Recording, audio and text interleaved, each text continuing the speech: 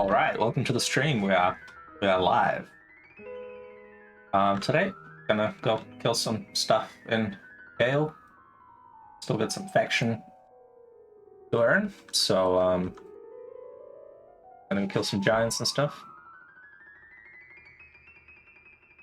There's no good giants. Deserve to be killed. Kael. There. All right.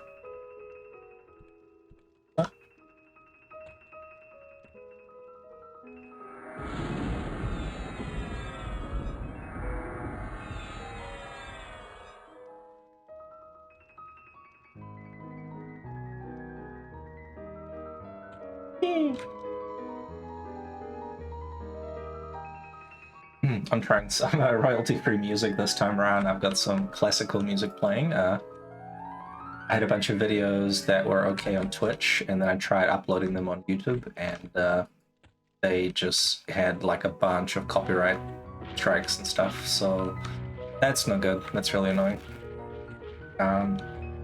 There's like some new feature they have where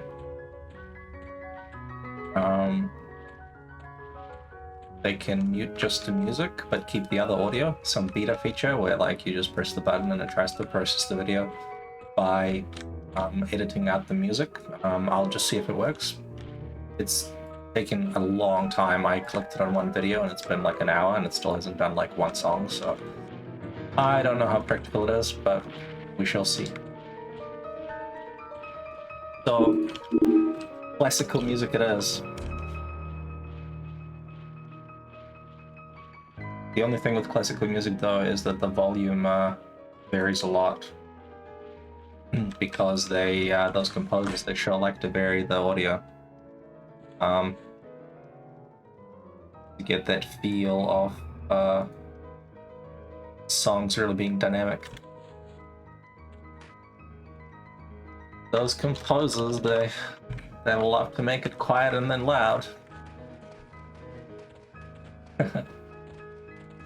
So we gotta get a pit. Gotta go wander around here, get a pit.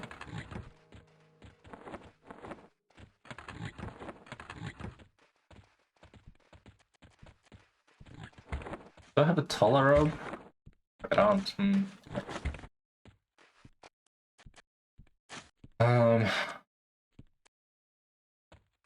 Alright. Well, actually, no. Yarn said that even his Russian pop bullshit gets striked, so it's not safe. I thought I played a bunch of like very old school atmospheric drum and bass, and Twitch is okay with it, so I've got no strikes on Twitch.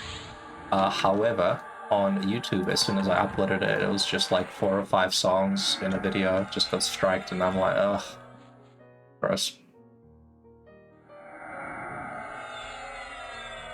So it's different. The Twitch stream and YouTube is different. I did find a bunch of like royalty-free things where they talk about specifically about royalty-free music, but I'll see how we go.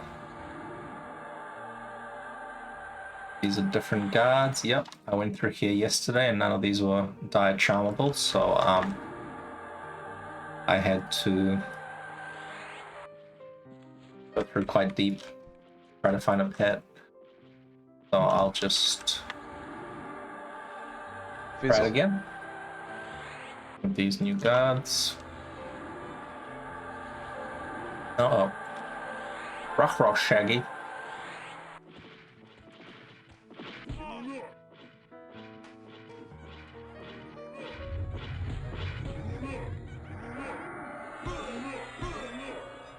These guards, eh? Don't slow them. This guy. Oof. Don't have my spells, man. Let's see. Wake, blanket. During amnesia. Oop. Asta with 5 defense skill does not tank too well.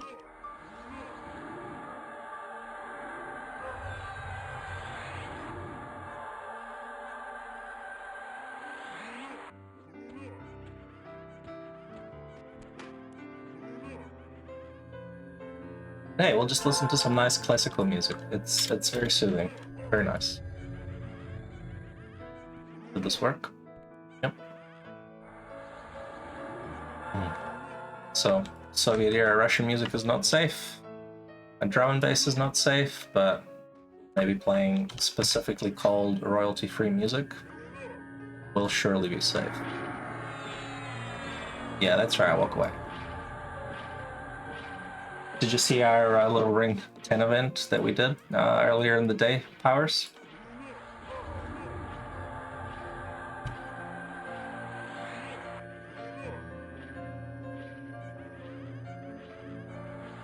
Sweet. Wellix and I have been trying to see if we could do the Ring 10 event. Just for the two of us. And the answer is yes. Managed to do it. It was quite fun. Got a bit hairy a little bit. But we did it.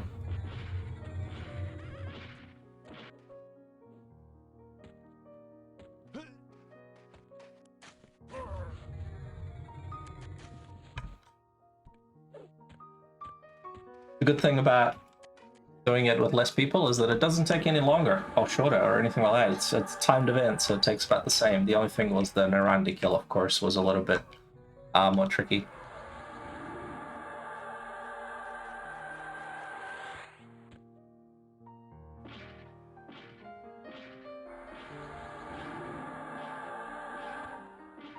We had a missed heal, and there was a heal landing on Beck, and I didn't land, and he died on Narandi. So I got a little bit sketchy there, but okay. We managed to salvage it.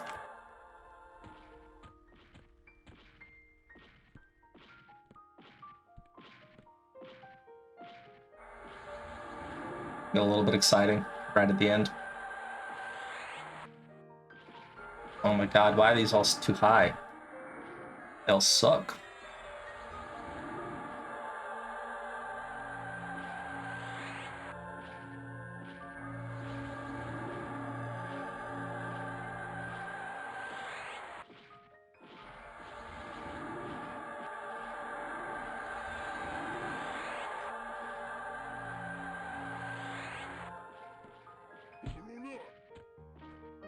Fish.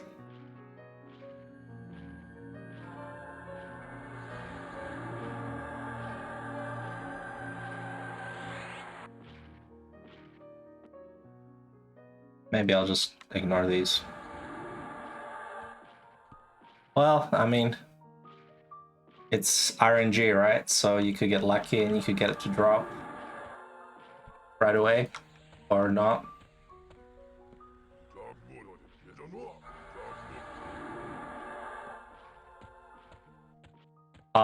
It's easy just to get the Silk Robe, definitely. We've got one already. I had one, and Lamia got one. She was in the arena and hunting some stuff, so we've got both the robes covered. Easy peasy. Just need to get faction, which is what I'm doing now. And then we'll be good. No, getting to 57 is definitely not easier for that. Not with all these nerfs, man. It's like,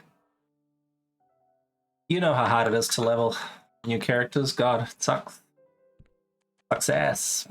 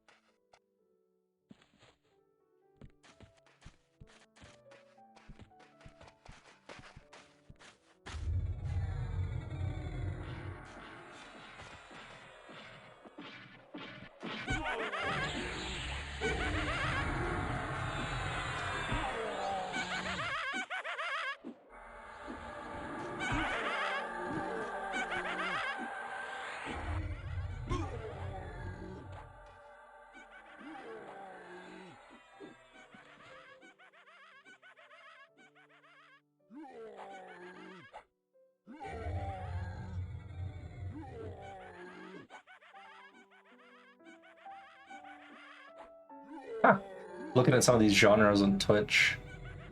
There's Latin trap music. I wonder what that's like. Let's see. Oh, explicit lyrics. God, that's not gonna be very nice.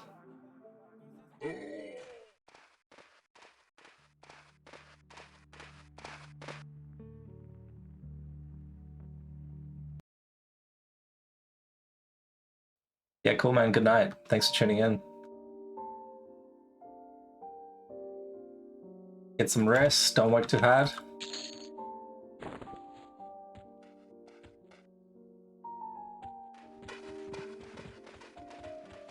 We'll see you on a raid sometime.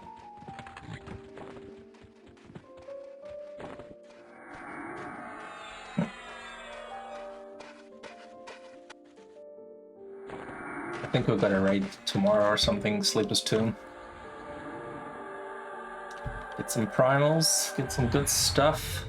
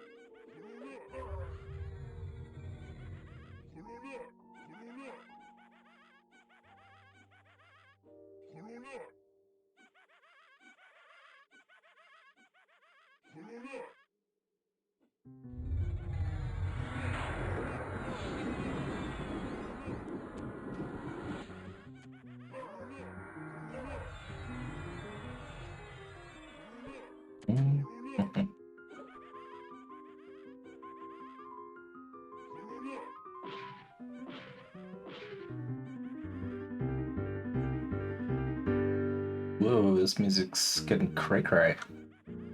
Huh.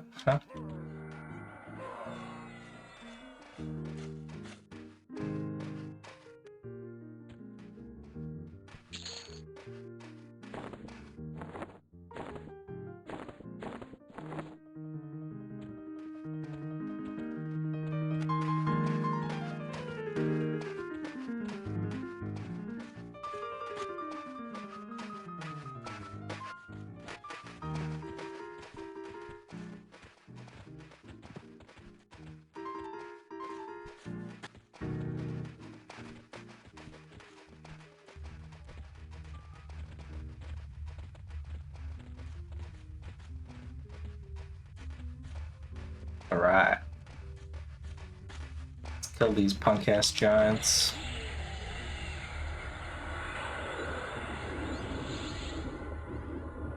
Oh, I don't need faction on the cleric. What am I doing? Don't need tag faction hits. Save me a click.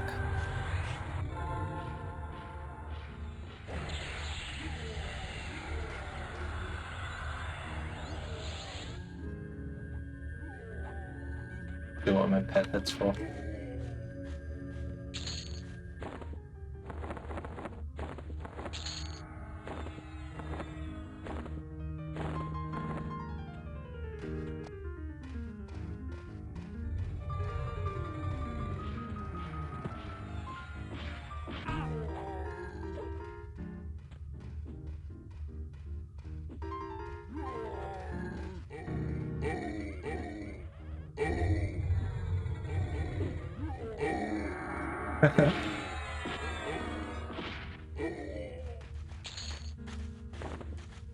Oh yeah, nice. 149 hits, that's pretty good. Had some good DPS.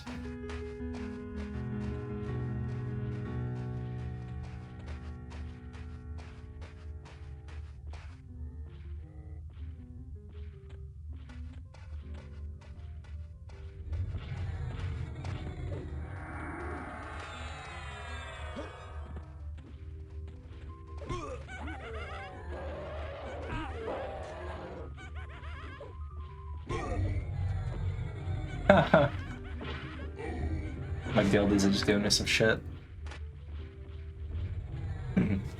They're watching a stream and they asked, where's the button to tip a topless dance?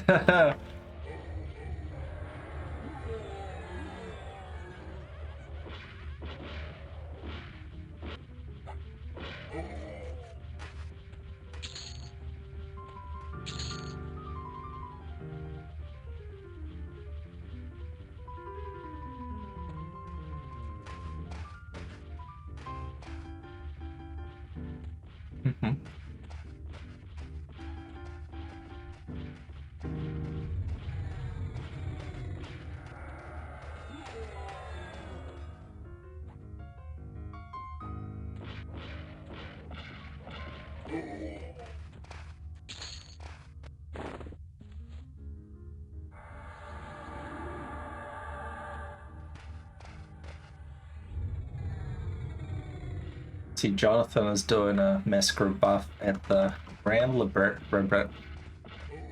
Librarian over in POK. You gotta get up the left, that's the challenge. He always does these MGBs in weird spots. Sometimes he does it in like umbral planes outside of Big Style, and he's like, come along for MGB buffs, and you're like, dude, I can't even get there. But hey, good on him for spicing it up. None of this boring Dark Bank stuff. You gotta travel. You want your buffs, you gotta travel.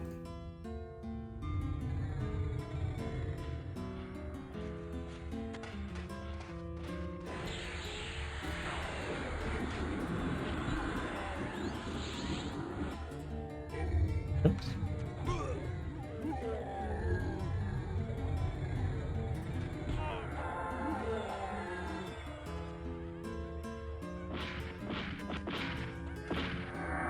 Guess it's one way to level up defensive on your crappy ults.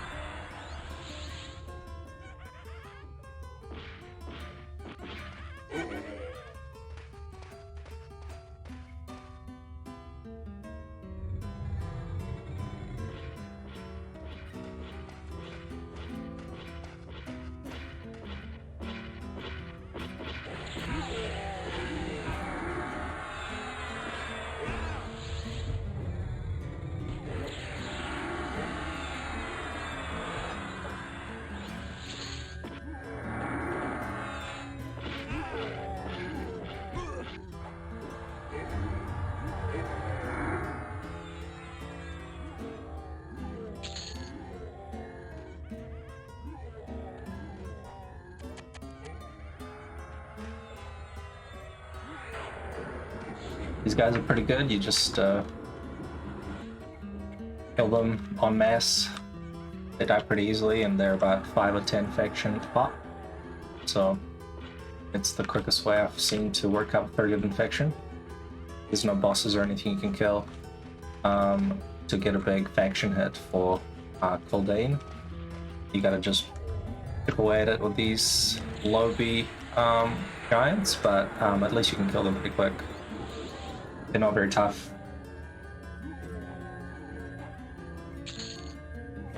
Fortunately, they don't drop anything. Don't get any armor. But whatevs.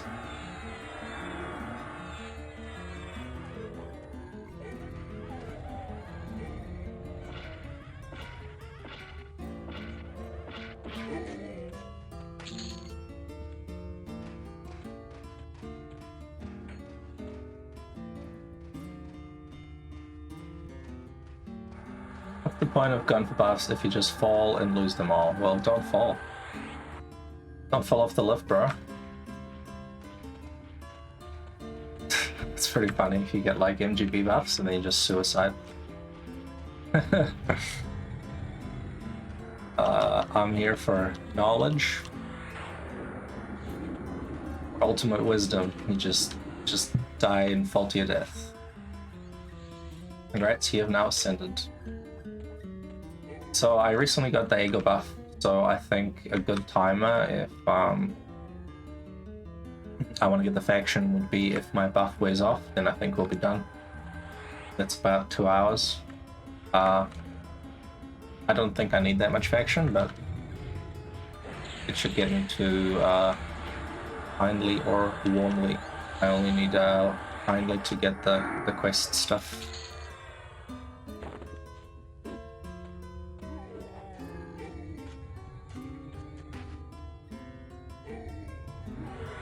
And we'll get a little bit of EXP. So this guy, he's only level 50. This guy's level 49, so these characters need some EXP.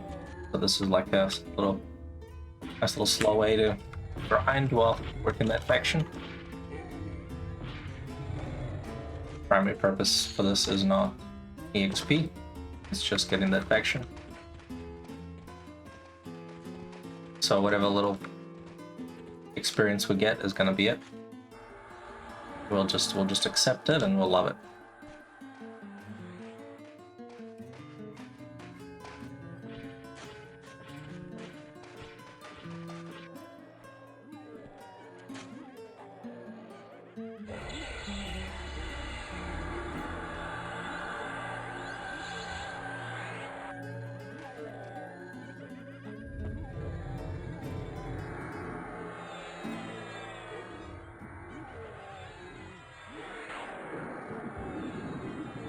Even though we're going in Kael towards the area where the plate cycle happens, we're not going to do the plate cycle because it's not a very good faction.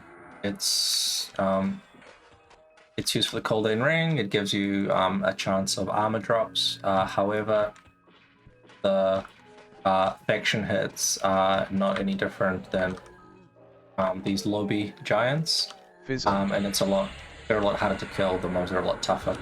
Some of the last mobs are level 60 and stuff, and it's kind of intended to be a group encounter. So there's no point in doing it if it just gives you the same amount of faction.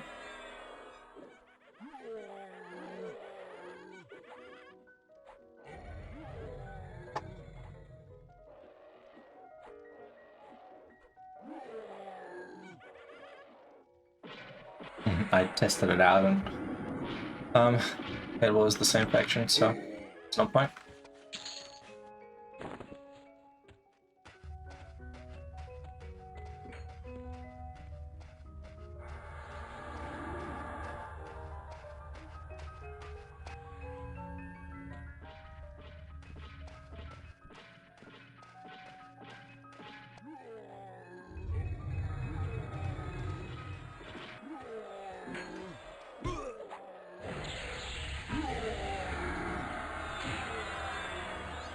Thanks. It was... He hit me for a 184, but I successfully dodged it, so... Wait, hold on. Hold on. Someone's telling lies. Maybe it was a double hit and I dodged one of them.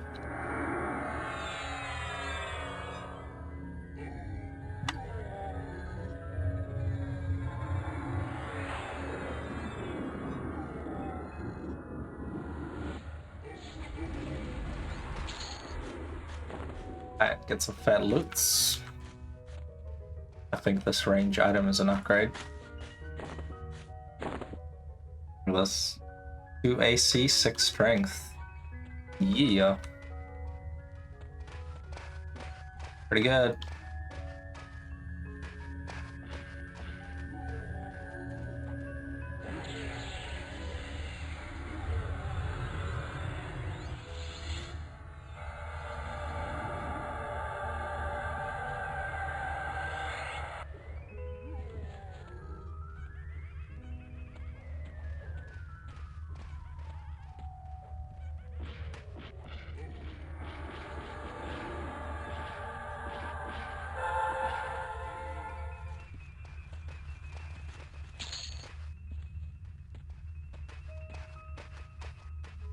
So this enchanter that I'm killing stuff with, he killed Dane quite a few times. So his faction was max scowling.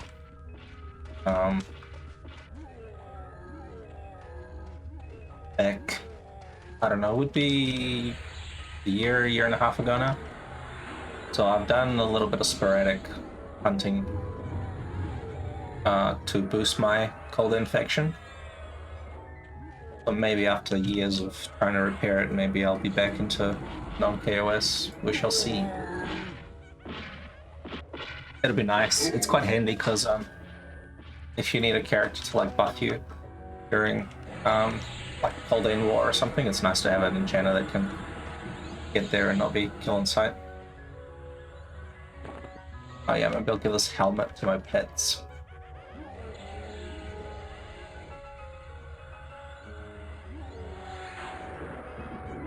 Give it a boost.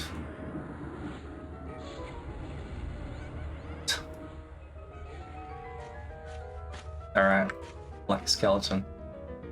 Boom, done.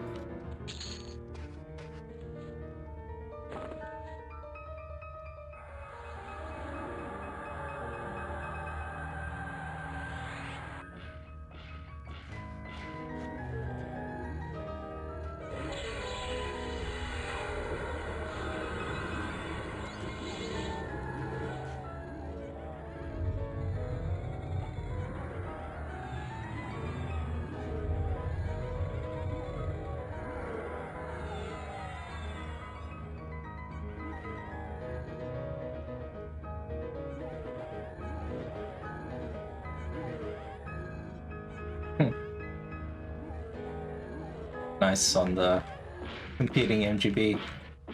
So Jonathan did a MGB at the library, and then Nyashan did an MGB at the bank, like the boring old-fashioned way.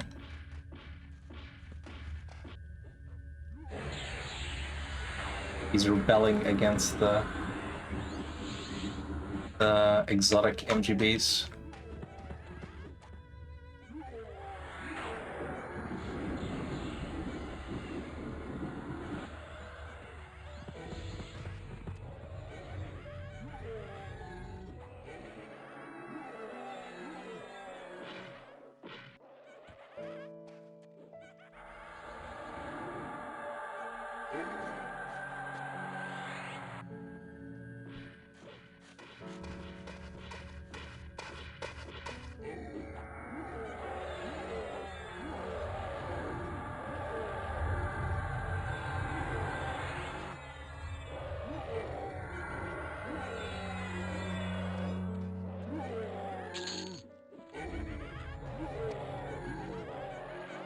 That was a nice stun.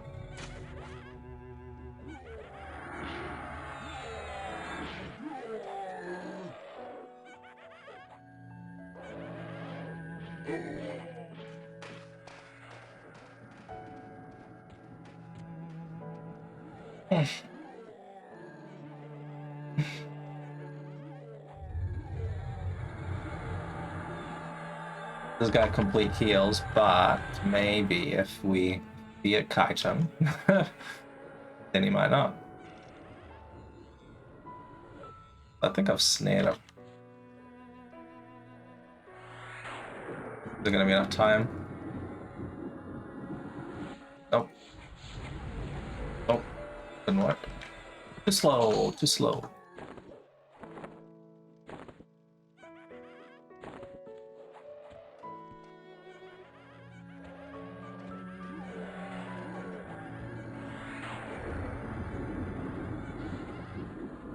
So, I wonder if Fear interrupts complete heal. Let's see. Yeah. Take that. That's pretty good. So you can interrupt giants by fearing them. That's pretty good.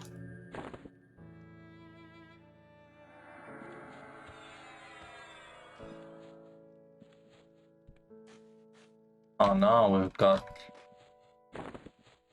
Yeah, maybe we'll give this Yeah, we'll give this pet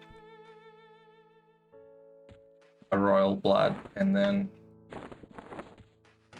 if someone kills it later on, they'll be like, what the hell? Yeah, cool. That should work.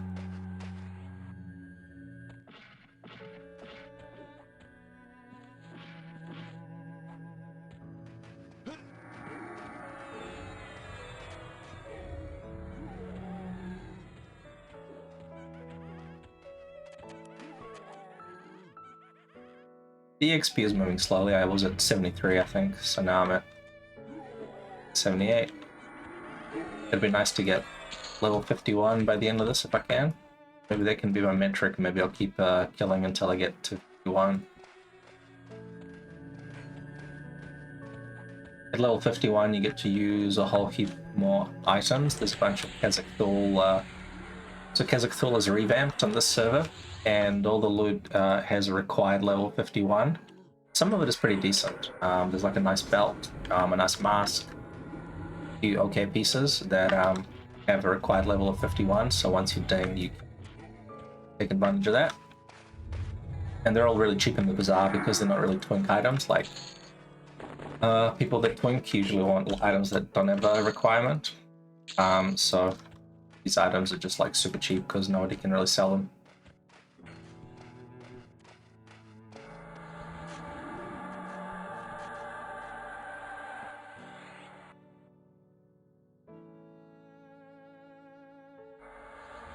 I said level 51, you can do the Chardok ring quests. That's the Dzok Signet of Service.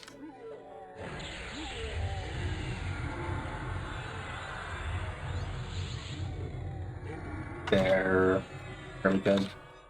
Couple of rings you can get. You can get a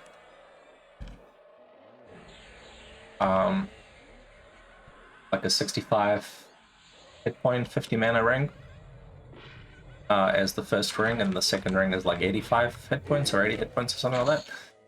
It's really, really good, and the quest is quite easy. It's not very contested at the moment. The Angry Goblin is a 3-day spawn, but you can usually find him up, which enables you to just rock on up and get the quest done. And then if you feel like it, on some classes where it's worth it, you can do the Erect Chord. It's good for melees. It's good for like Enchanter, Necro, Druid, Shaman. Because it's got Aura of Battle, it's got a regeneration component. So, like it. And it's got 100 hit points. It's really good for melees or anybody that needs hit points, or like a cleric, so like an Enchanter. Probably not a cleric. Or a wizard, you wouldn't really get it on a wizard.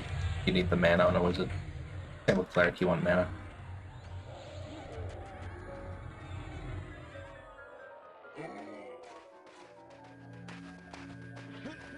But yeah, it's good for any melee. It's good for tank until you get something better. Nice, this is actually quite good for my little guy. And do a shoulder item maybe. Or this face, shoulder, arms, or wrist. Pretty silver dragon tattoo. I'm wearing like a face item on my shoulder. Crazy.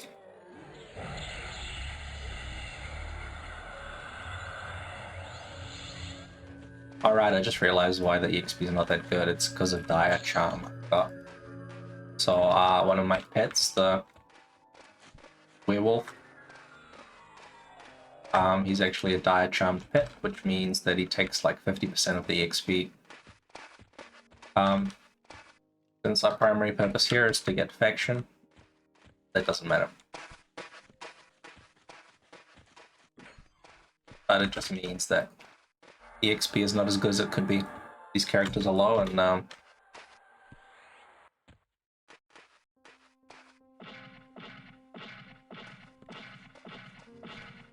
characters are low and they would love the EXP, but we're not going to stress it.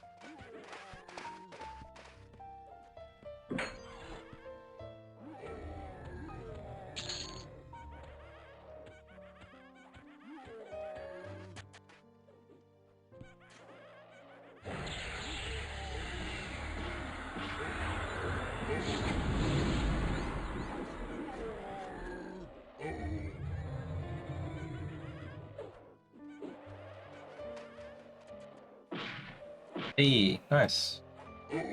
What up, buddy? Sweet.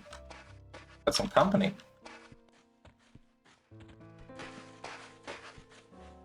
Alright, let's give it some buffs. Sick. What up, Nasham? How you doing, buddy?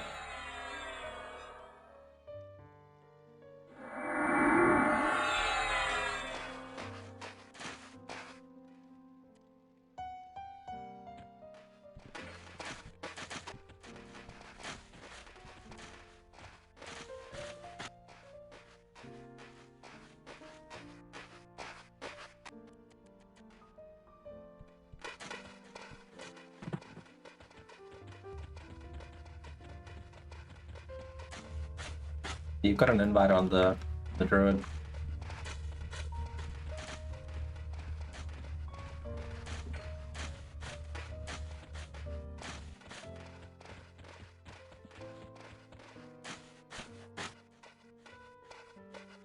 Okay, sweet. Just give me that 4% bonus. Nice.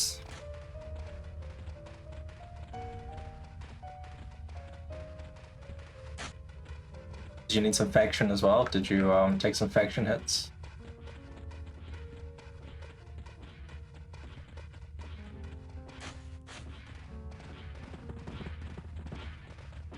So we just kind of go and clear towards the east and west zone line.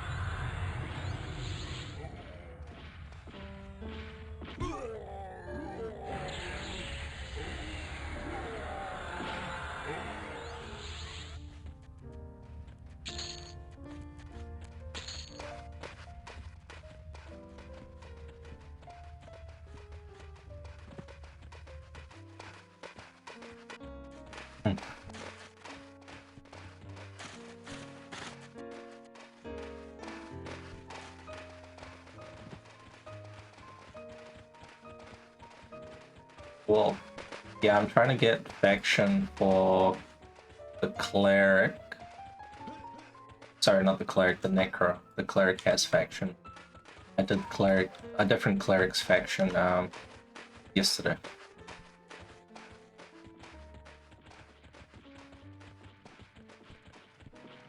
These stairs.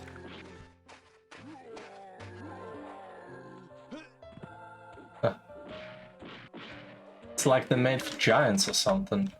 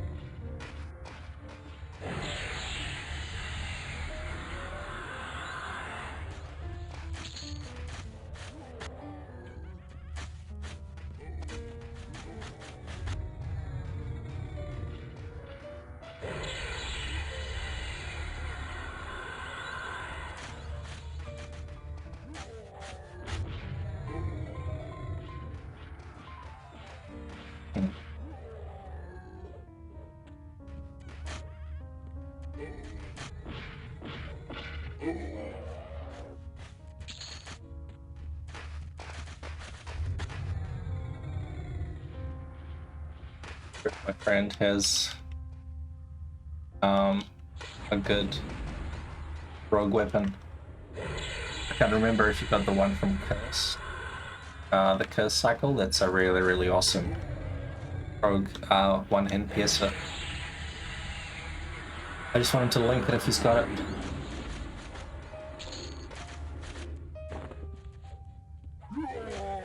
Yeah, cool. Link your fat rogue piercer, yo.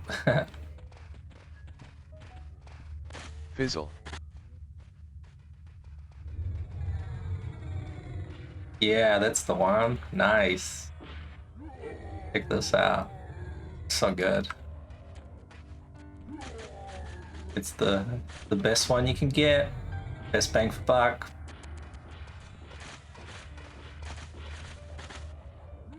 $16.20, got armor class, got dexterity, 125 hit points. You've got a proc that lowers aggro, and of course the backstab modifier, 15%. Very nice.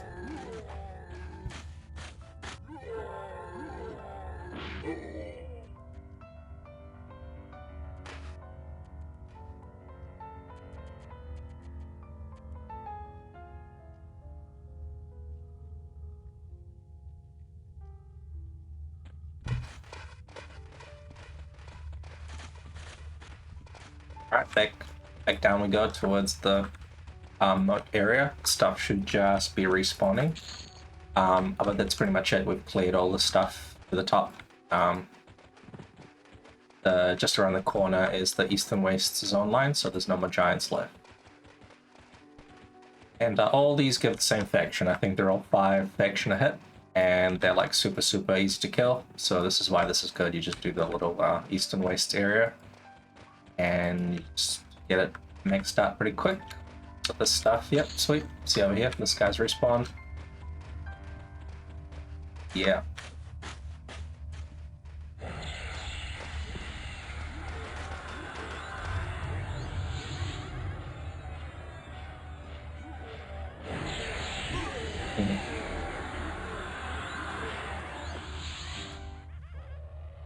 There's a few giants in the houses, but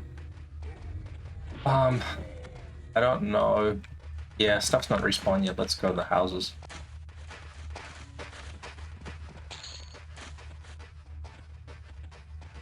I don't know how big of a faction hit they are. I didn't test them. I don't know if the Frost Giant Commoner is the same as like a Watcher or a Lieutenant or something like that, but probably safe to assume that it is.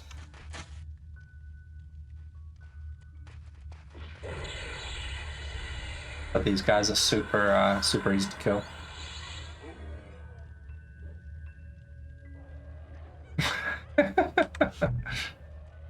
Just getting some text.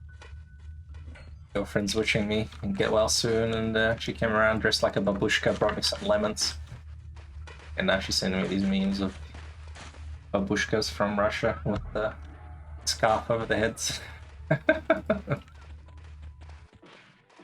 Reminds me of the motherland. Yes, it's good. Yeah, we'll just kill all these guys. Pretty good. There's a few weird giants here somewhere. There's a few like named ones or something. Slide the trainer or some shit. I don't know if these guys. Yeah, no, they're weird. I don't know if you can kill them. I don't think they move. Yeah, see? They're like resistant and ephemerid. I don't know what they're up to, probably some private party.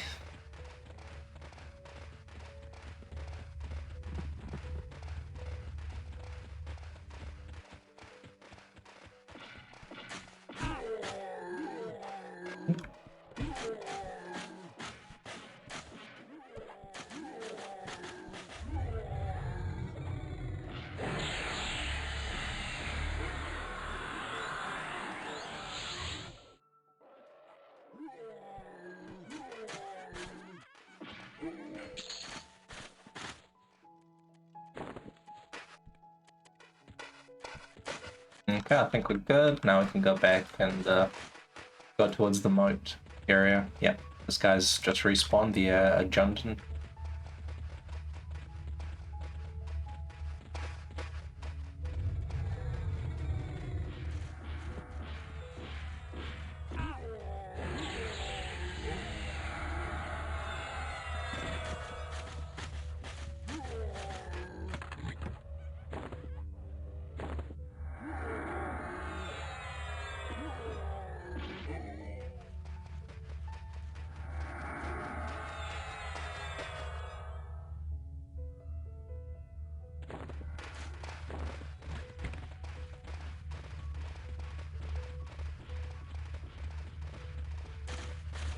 Fizzle.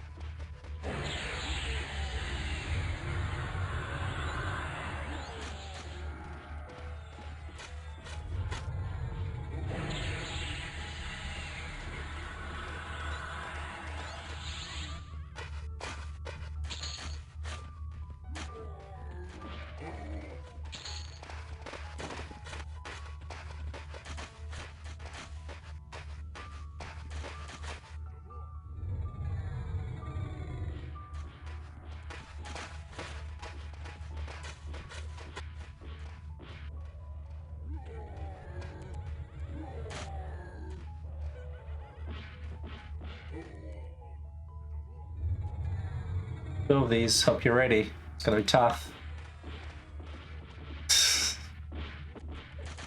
Call for heals.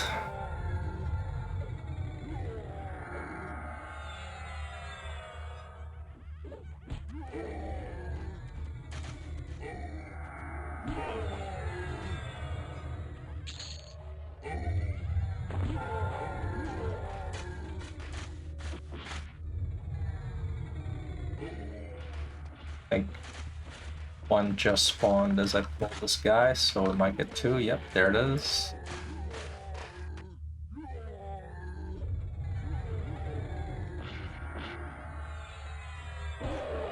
Oh.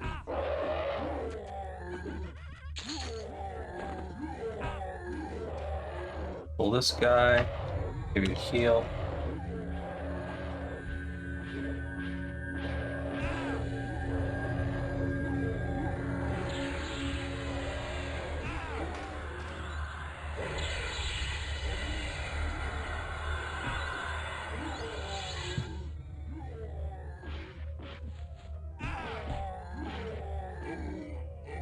This is my best hit point buff that I've got. It's resolution. It's keeping it classic.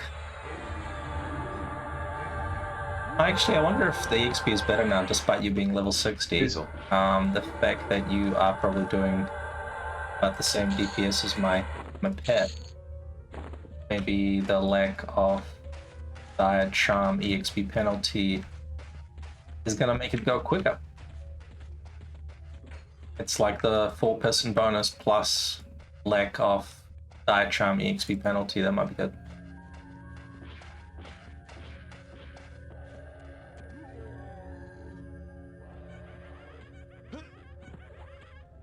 The rogue get left behind. Run here slowly with my run 0 speed. Yeah, there should be some respawns on top of us. There we go. Let's go.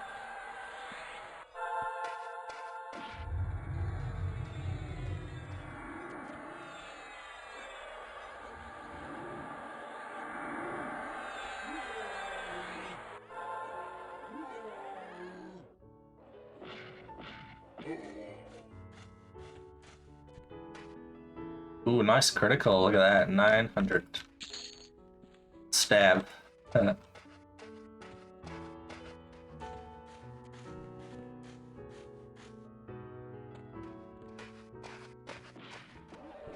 do like rogue crits. If you get a crit backstab, you can get like pretty nice hits. Over 1,000. You get a good one.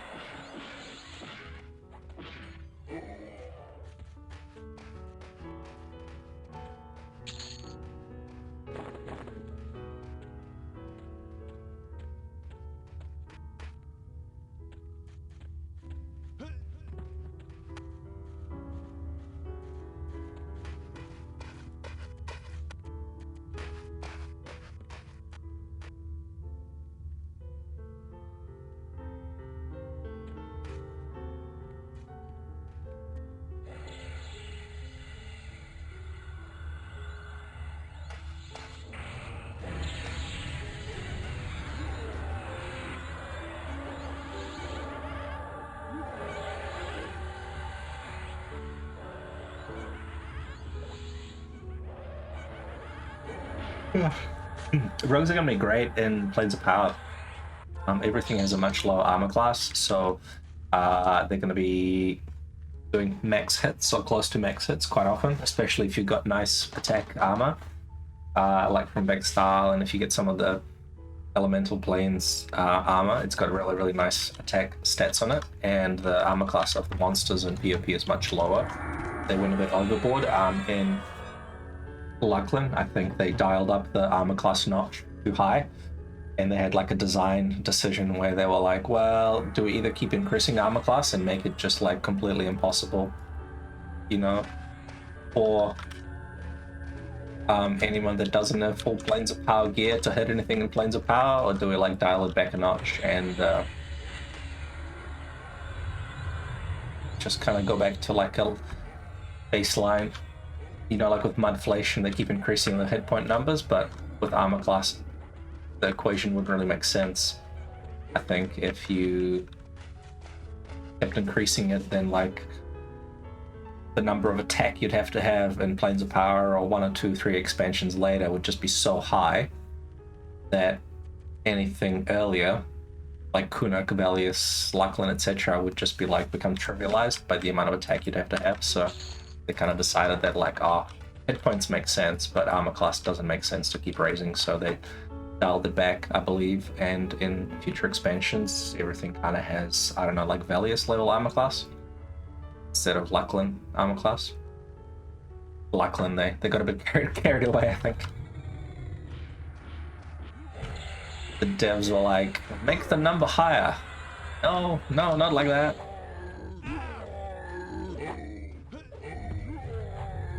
So that's why if you're geared for Lachlan, you're pretty good in Planes of Power. You're gonna do very well. Fizzle.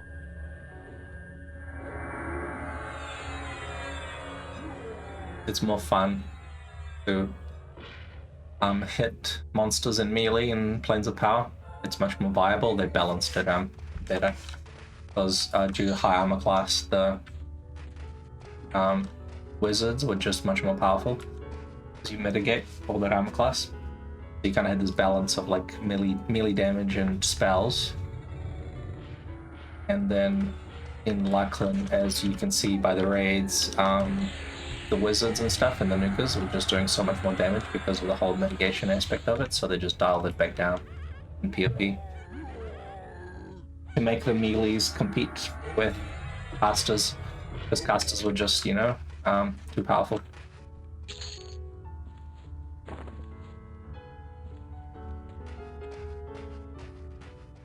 All the casters were like, what's up, my nuke's slain for full every time, you mad? And the rogue is like backstabbing for 120 minimum damage.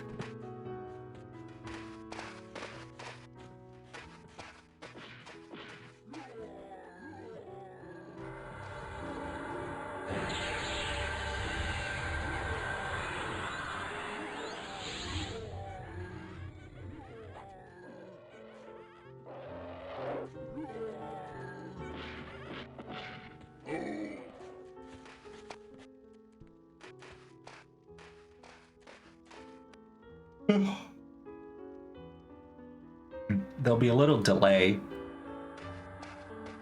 between the next mobs because we killed the two named, the two brothers, the Klagan Ice Shard and Bogan Ice Shard.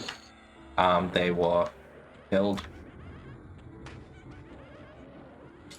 last clear, so that means it's going to be a little bit of a delay.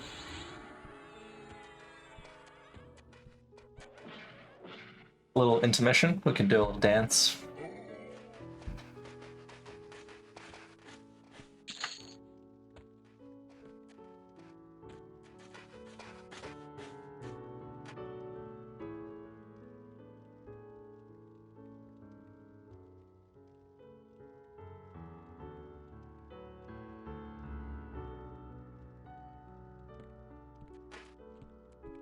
And we're just plowing through these guys.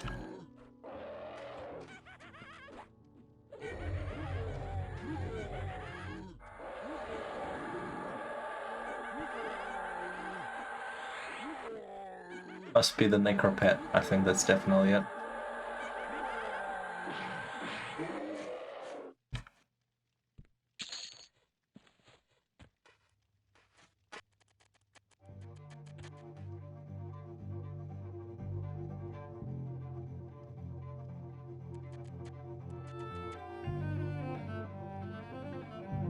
Where did you leave your druid? When we leave here, all my guys can port out, but is your druid nearby? Can you port yourself out, or do you have means?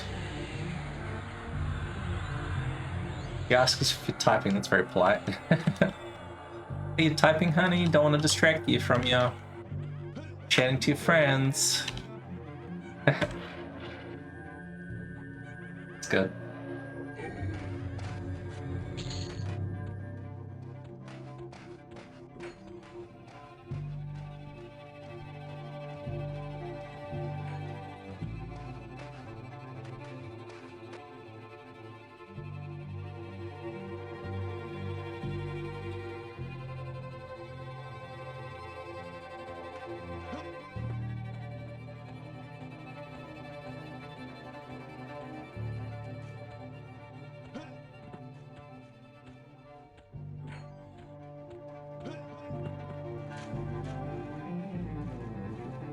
Yeah, pretty good. The XP 85%. Maybe I'll get to 51 after all. That'd be nice.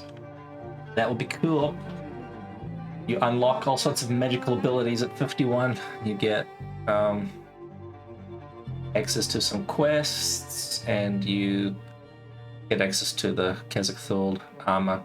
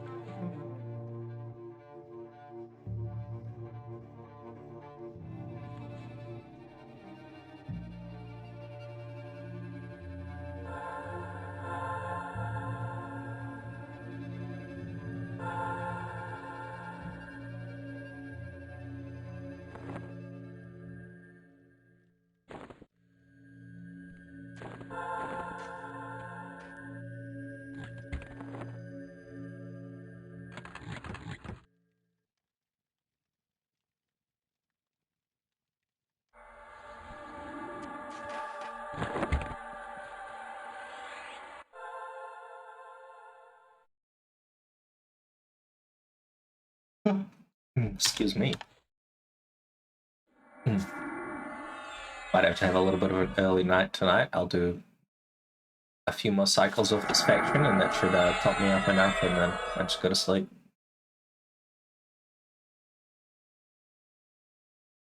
See if I can recover from this annoying little cold. The man flu. The man flu.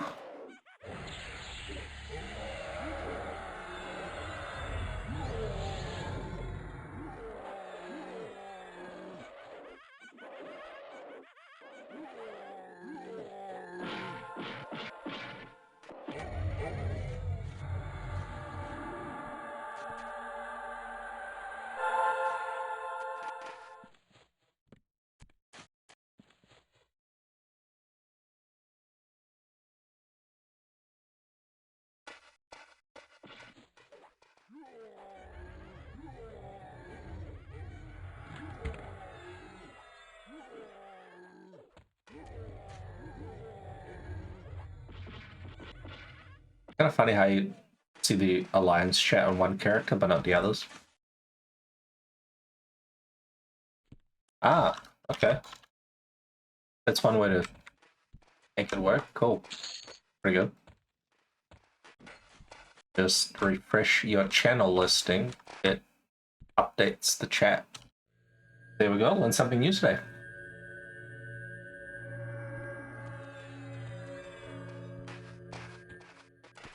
I knew that if you type something in the chat, it will refresh it, but you don't want to. Sometimes you don't want to type something in the chat.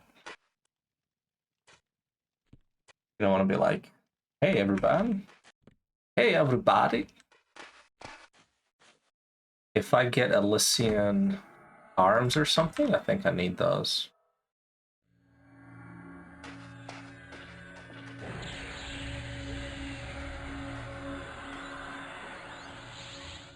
Yeah, if this guy drops, let's see. Oh. Yeah, I need arms and braces.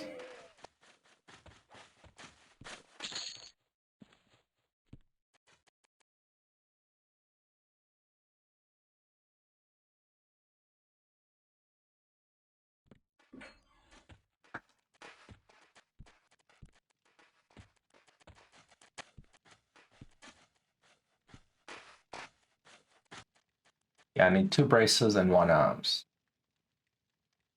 That's the empty slots. Oh, and I need something better than a fine steel morning star in the primary slot. I'll keep an eye out for that.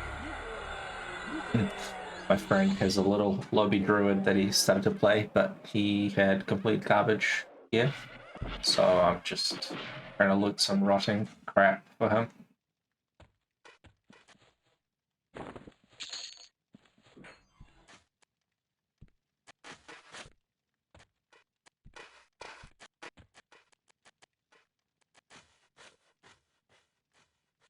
The Elysian Gnome was actually quite nice.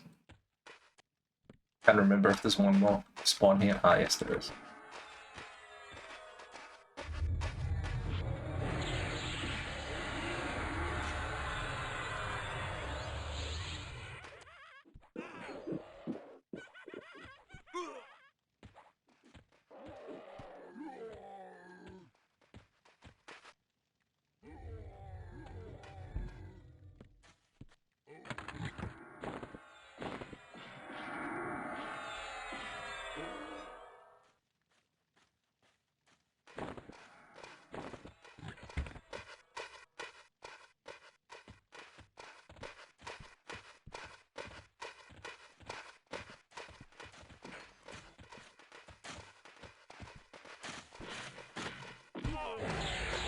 Yoshka, Blackfist. He sounds Russian, that's for sure. Yoshko.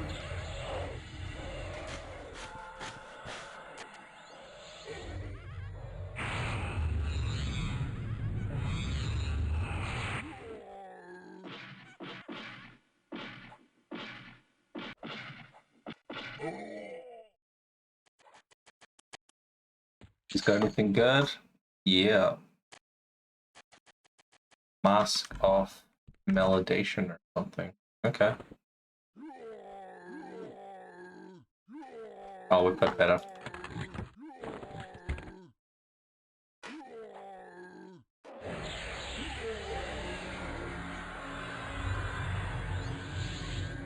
Oh, thanks, man. Glad you liked it. Yeah, that was a lot of fun. We tried it a few times. One time we got very close. We got to the last wave, but we just got overwhelmed. So the key is to stagger the incoming mobs. Basically, you gotta like constantly be, oh, oops, missed a mob. You gotta constantly be like trying to split the giants, pull in 2 or 3 at a time. But it's good fun. It's a good little event. I quite like that Luckland event. It's a well-designed little, yeah, little event. We've done it with like 3, 4, 5 people, quite common, but 2 people was the next step. I don't think you can do it with any less. You just need the bodies. Like it's a matter of having enough tanks to absorb all the giant hits so that dwarves can do the DPS. Because if you don't have enough people, then dwarves and the giants fight. Like the giants attack the dwarves and just kill them straight up, which is not what you want. You gotta save all the dwarves. So the key is really to have enough like meat shields. So you want like plate tanks and stuff. Even clerics can tank. And then try to live, basically. Try to like heal yourself so you survive the onslaught. And and make it so that you don't get all 10 giants at once, because if you get all 10 at once, then it gets really, really nasty really quickly. And yeah, it's pretty good fun. One of those events that you're like an hour and a half in, you know? Then it gets really tough with the last waves. So you have this big investment of an hour and a half of time only to, you know, fail at the very end. It can kind of be a little bit annoying, but that's the risk.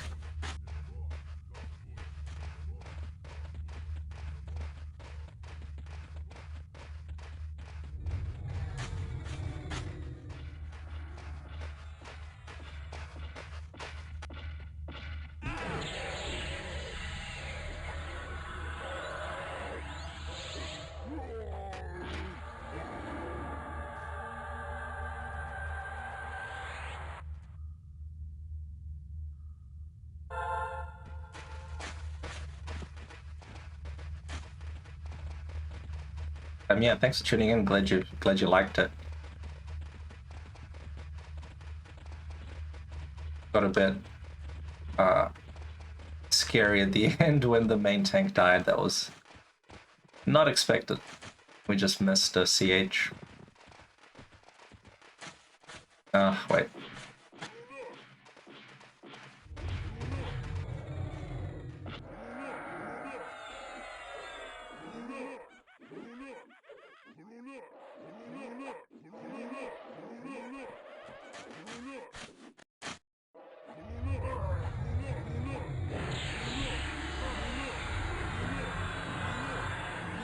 Nail biter.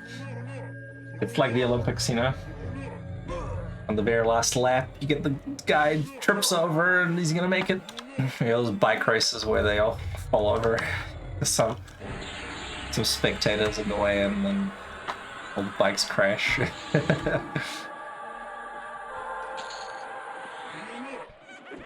And then we almost ran out of mana as well. We were like pretty low there. The cleric was like less than 20% mana at the end. Okay, this lieutenant can drop loot, so kill it.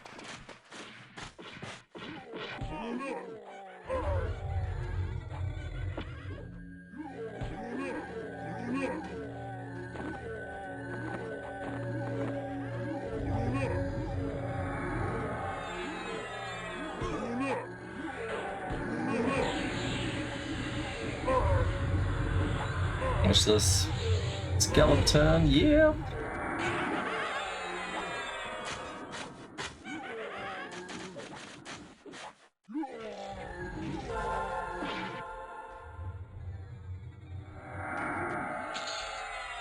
Oh yeah, look at this. Nice.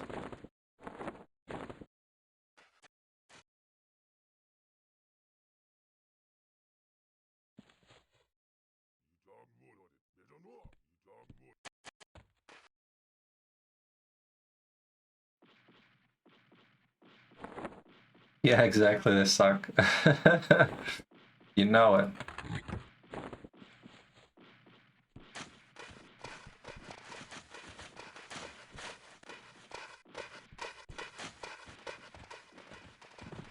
I don't think I have anything in the pants slot anyway. I can just put on the this. Oh, it doesn't even have any stats. I thought I'd get like 2 armor class or something out of it, but it's got literally 0 stats.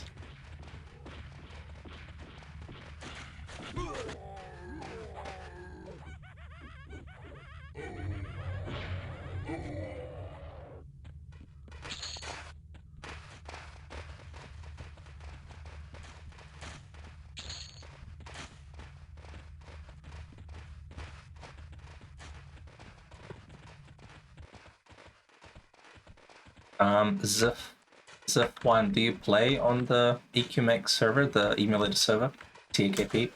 Or do you play on like B99 or something?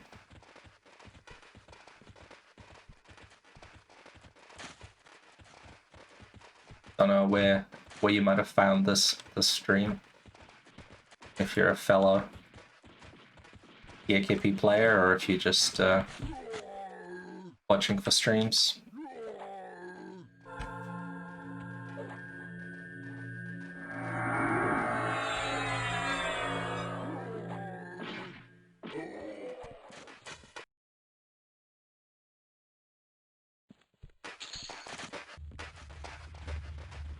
Oh, cool, man. Welcome. Welcome to the server. That's awesome. I love seeing new players. It's great. It's very fun starting out. I mean, it's a bit daunting when you start on a server fresh, but it's kind of fun because everything's an upgrade. You know, you're like hunting in some dungeon or like in Sibyllus or something, and you get some random drop and you're like, yeah, equip it. Or doing like Sky Shrine armor or something like that. Everything's an upgrade. It's great. Everything's exciting. What level are your characters? What did you get up to in your 2 months playing? I think it took me... First time I started here back in 2016, I think. I think it took me like 6 months to get to level 60, so just pace yourself. So if you're here for... Yeah, cool. I was gonna say if you're here for 2 months and you got to like level 30, 40-ish, that's doing pretty good. But I guess the MGB buffs help. Back in my day, we didn't have MGB buffs. We had to level with rusty swords.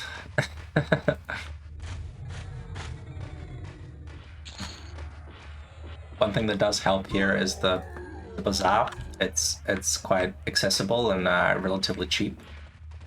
If you kill hill giants, or if you got like fine steel weapons, or if you maybe do some trade skill stuff, like for example do the spider silks or celestial essence, or maybe heady keolas, you can make quite a bit of plat and basically afford all your gear quite nicely. Like you only need a few hundred platinum to get, you know, an item in a slot that's actually quite good. And especially once you get to 51, you get access to those Kazakh full revamp items, and they go for really cheap because people can't give them to lobby characters, and usually people, when they get to 50, sometimes they have better, so the items are usually sold for quite cheap because they're not twink items. I'd look into mosquito hide belt. That's a good one. It's like 100 plate on the bazaar, and it's got awesome stats. There's also a mask, of course, you know, slime boots and all that stuff, but that's premium. It's premium loots.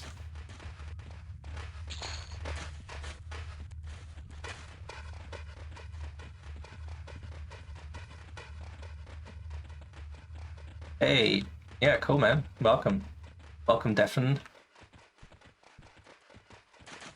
Yeah, we love the TAKP styles. Oh wait, I went too far.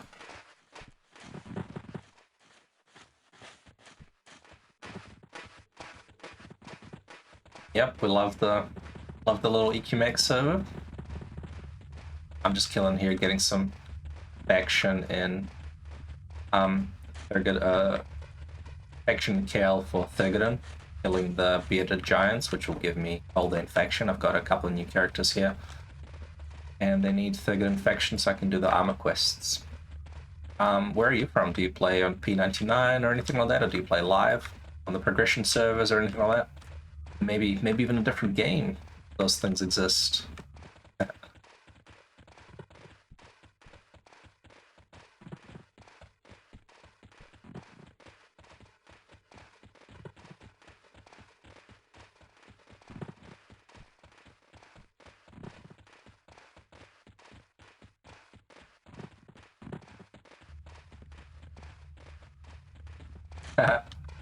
No, don't have to box.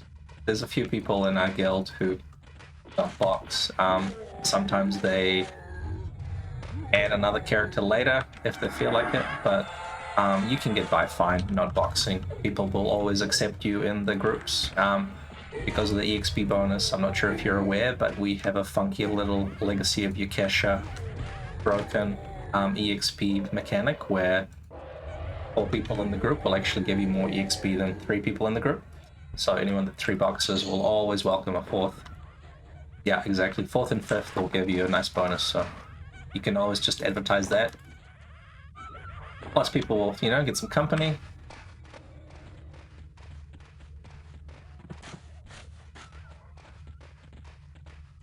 What class do you play? Do you play a melee or a caster? Usually people will love DPS if you're like a rogue or something, or a monk.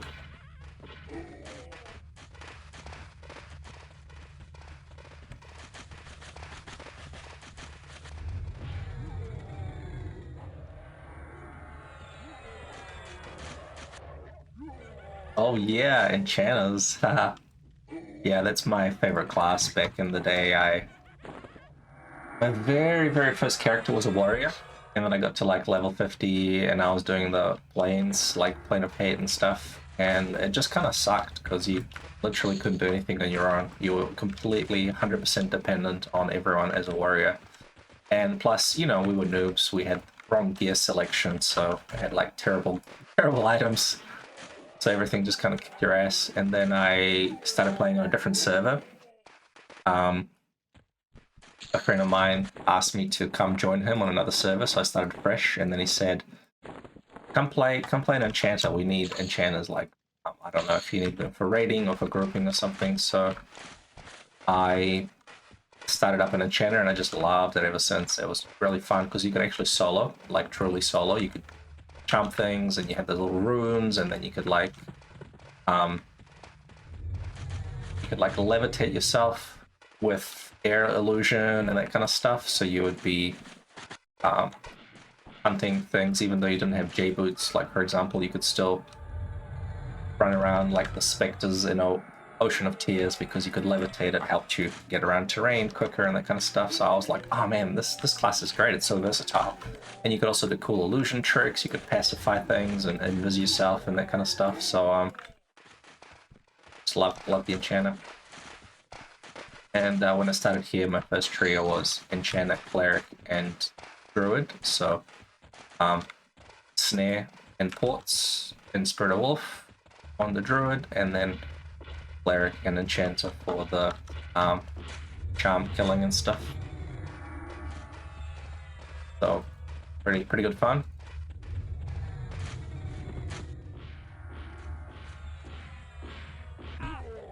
Yeah, melees are very expensive to start. Like if it's your first character and it's a melee, it's gonna suck because you are completely gear dependent and you have no way of getting gear because you're reliant on other people and you can't fight naked or anything like that, and you have no way of getting money or anything like that, so you can't afford good gear. I didn't start my melees until my normal guys got to level 60.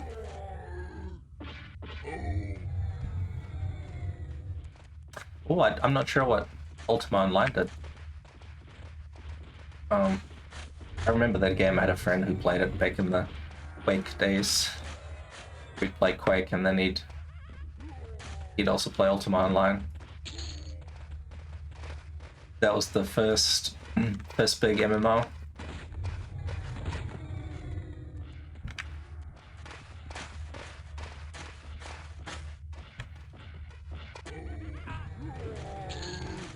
But I don't know if the official servers are still going on that one or if it's just private servers. And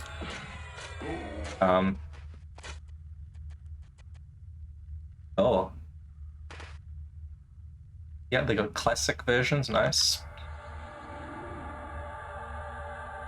I do like it how there was that World of Warcraft Legends server, the one that was emulating classic, and it was like hugely popular. And then of course bloody Blizzard shuts down because it's like infringing on my IP, and yeah, that kind of sucked. And then everyone obviously wanted it, so then they put in WoW Classic or whatever. Cool.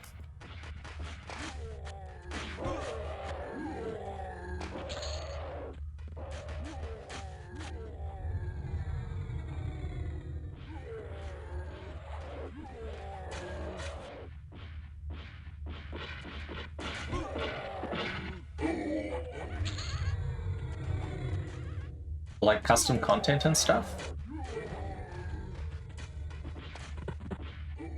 Because there's a few custom servers here. Have you heard of Shards of Dahlia?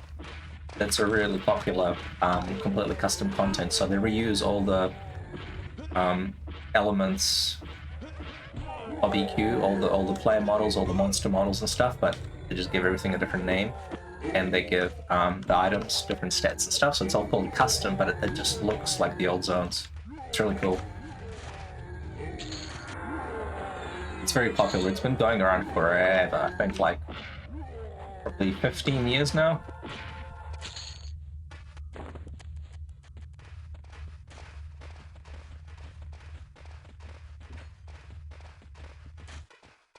Oh, cool. Nice. Is it easily customizable? I'm not too familiar with the mod scene in Ultima Online.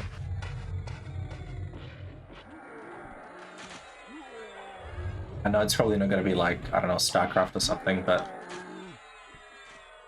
or like Duke Nukem or something. But I assume you can reuse all the models and stuff and just have different database stats and stuff on items and monster names and abilities. Wow. 2100 online on average. That's insane. That is so crazy. It's so cool seeing people love the nostalgic experience, because there's just something so pure about it. You know, all these like new games, they're too hand-holding. There's like no consequences, you know, you like die, you just respawn with all your stuff, or there's tutorials and it just guides your hand too much. Everything's, you know, you play through a story that you can't control yourself. It's all like fixed. You have to go through this movie, whereas old school games are just gonna throw you in this open world and it's like, good luck, figure it out, have fun.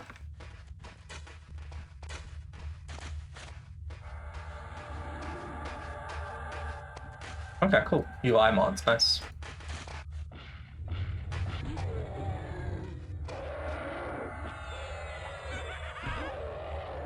Cool. That sounds nice. Do they have like a big development team to keep it all up to date and make new content and stuff? That's pretty fun.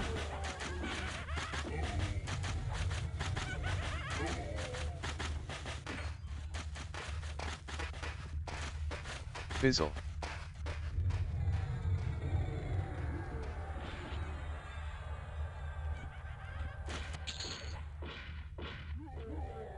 Wow, that's awesome.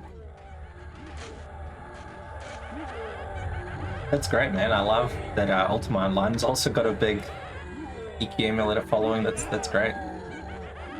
Everyone's just like reliving their nostalgia experience. These like 30 and 40-year-old men that I just want to be a teenager again. I just want to play my game from 25 years ago.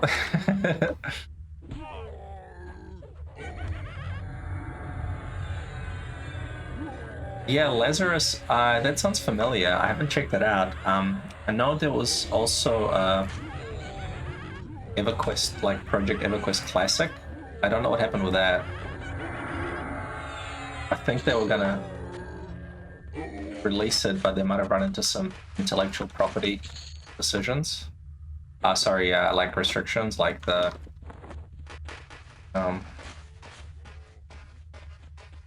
Sony might have cracked down on it.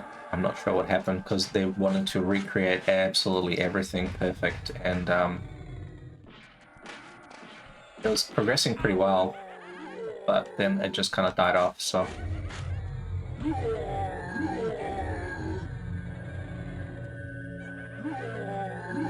Yeah, cool. There's that Linux site that gives you all the emulator server populations. It doesn't have all the emu servers, but it's got a big list of them.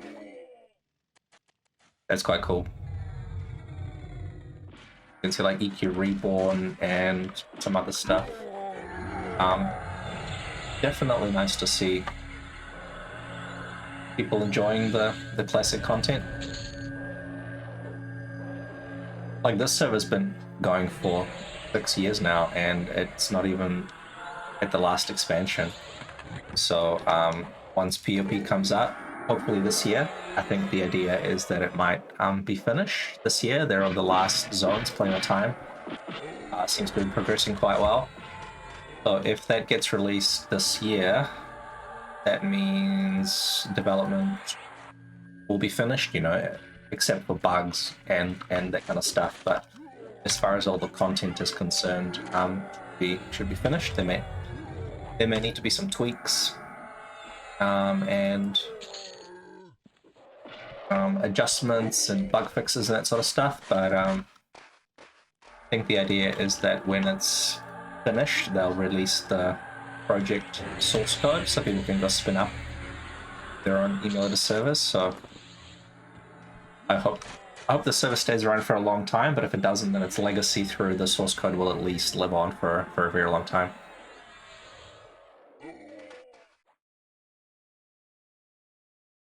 So I think this server's intention is basically rebalancing. They are fixing some of the bugs, so there's some obvious like exploits that you can do with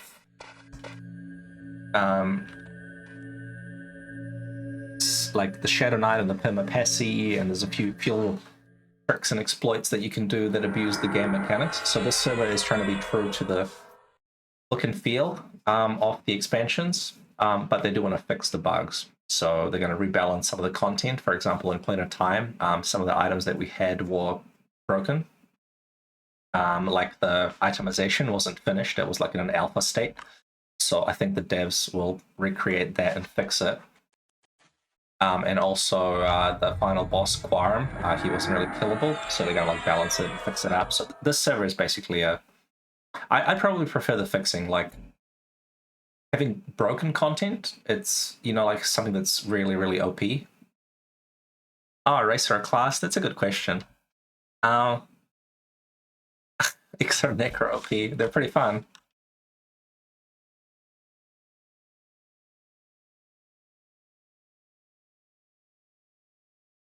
Yeah, Ixar Necro is great. I've got one, and my friend has one.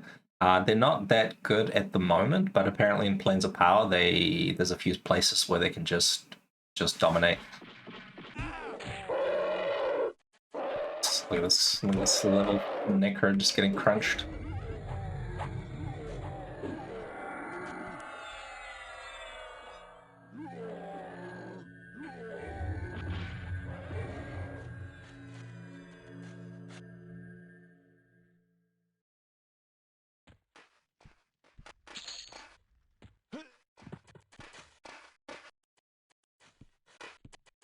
I get you, right.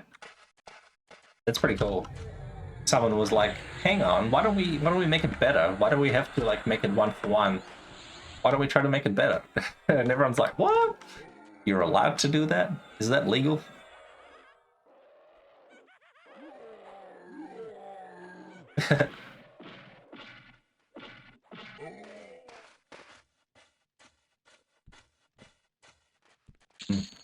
Yeah, because you can, you know, like thoughtfully make custom content. It doesn't always have to be like, we're gonna turn this into some kind of Diablo clone where you have one character that's super powerful and can just solo everything and YOLO it up and we'll give you a rocket launcher. You can actually like just balance it slightly differently. We're gonna combine Ultima Online with Duke Nukem, and now you can have like shrink rays and proximity mines. One thing I remember from Ultima Online is there was that video where it was like some big event, and then one of the devs jumped in the game. Then people like PK'd him or something. Someone figured out how to like set the whole place on fire and just kill him. I may not have the full story on that one, but I remember that was a lull moment in Ultima Online history. Yeah, Lord British. Funny stuff. Just cracked me up. I didn't have the background of, you know, like the game mechanics, but it just looked hilarious. You know, this guy trying to be like, oh, hello, I'm talking to you about some stuff. Hey, why is everyone killing me? I was like, you like to get PK'd, bitch? Welcome to Ultima Online.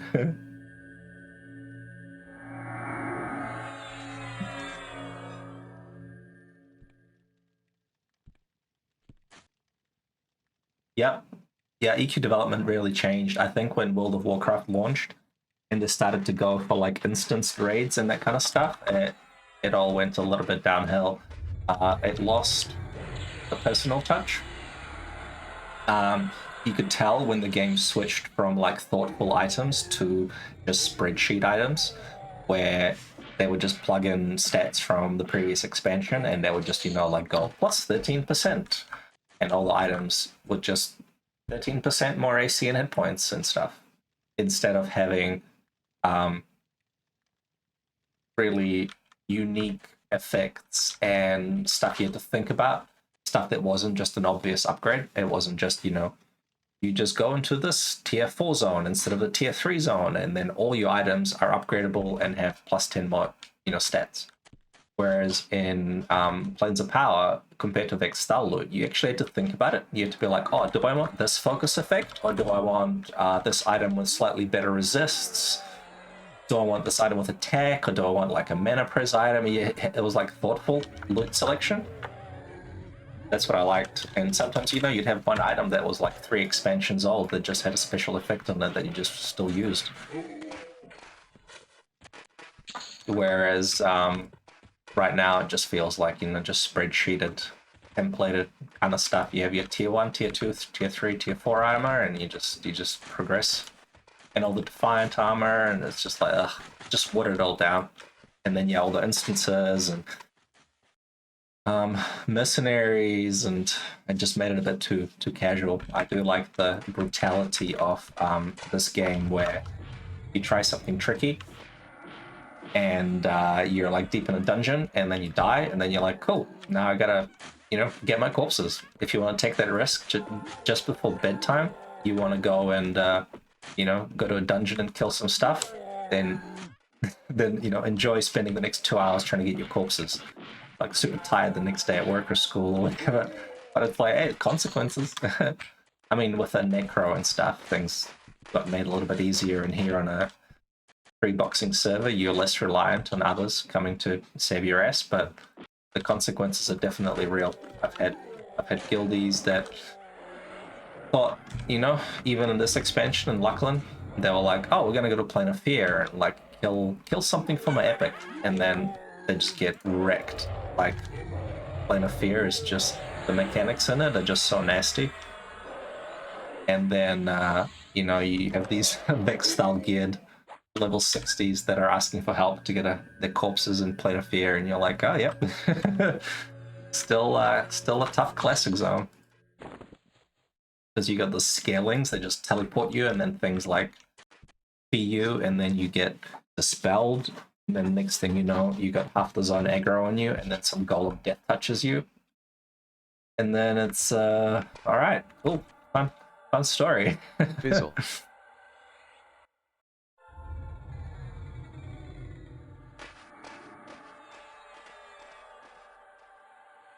Graphics mod, like, you mean the high quality graphics? I think I've got like a high quality textures mod. But if I don't, then it might not work. Because some of those mods were written for P99 and it uses a different client than us. So sometimes the global character model files are mismatched. And then you end up really weird, freaky models like halflings with, you know, demonic heads popping through their butts with like a helmet going through your leg, just weird shit like that. So some of them work and some of them don't. But I think these are high quality textures. I honestly can't remember.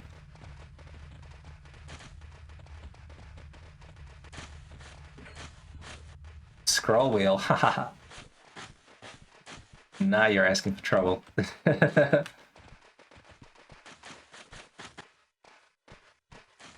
Scroll wheel, it's you're gonna cause a shitstorm with that one.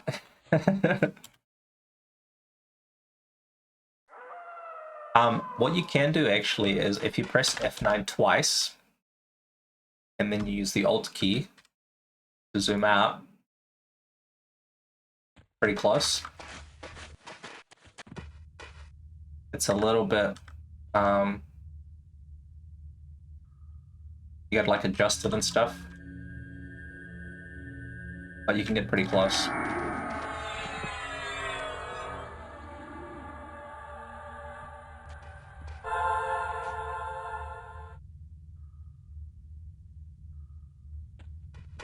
But you kind of get used to first person, to be honest. This feels too much like World of Warcraft that I never played.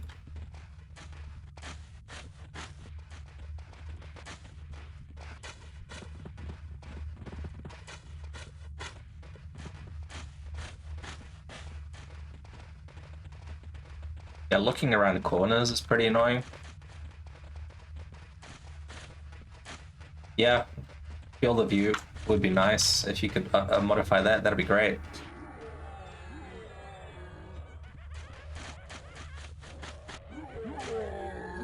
Good old 4:3 resolution. Fizzle. What's this widescreen you talk about? Get out of here, you traveler from the future.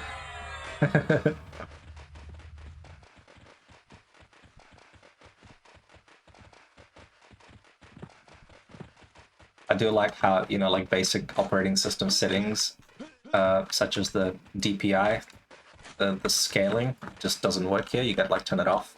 Otherwise, all your buttons and interface doesn't work.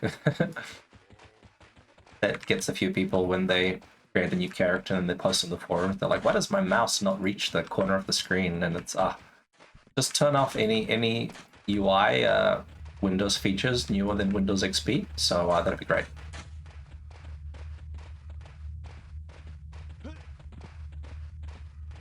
Or someone that asks about 4K UI support. It's like, get out of here, man.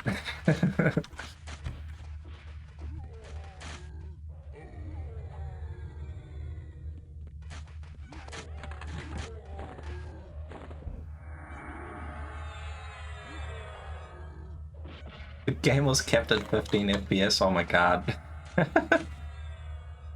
Well, EQ works really well with like 30 or 40 FPS.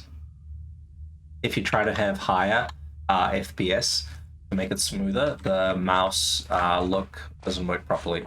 I think this is fixed in a newer client like P99, but the server get weird Z-axis stuff.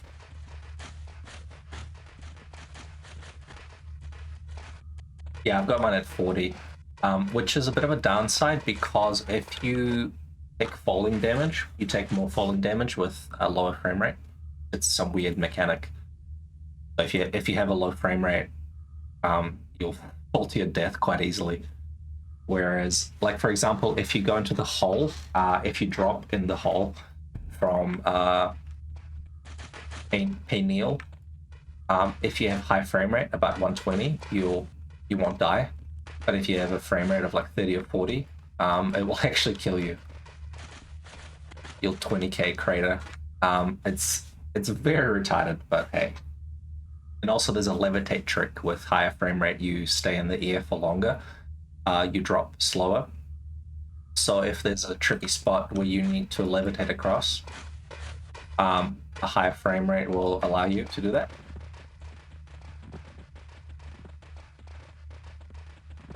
Yep, you're battling the UI often. Like same with here. With a lot of the quality of life features that just don't exist. Even the simple thing like tab targeting, you know, on a normal server, you can press tab and it'll cycle targets, but over here it doesn't do that. Over here, you gotta click manually. So you're basically battling the UI quite a lot of the time, which it's part of the challenge, you know? Love it or hate it, it's part of the challenge. You feel like a pretty pro player if you're good at clicking on the right pixel of the model you learn that on like skeleton models, you gotta click on the, you know, like on the head or something. As an enchanter, it's one of the things you really have to know how to do. When you're trying to mez monsters, you gotta run around, position your character, click on the right pixel to target the frog and Cebalus. When you pull a train, you got like 5 frogs beating on you. You gotta like mez one, then move away, and then click the right pixel, then move away, then yeah. It's just part of the fun.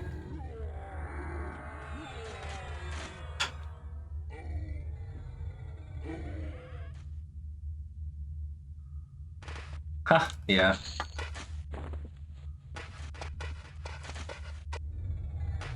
Yep. A lot of people get scared from playing here because of the line. People come from progression servers and they just think, what is this garbage? There's not even in-game maps. That just can't deal with it.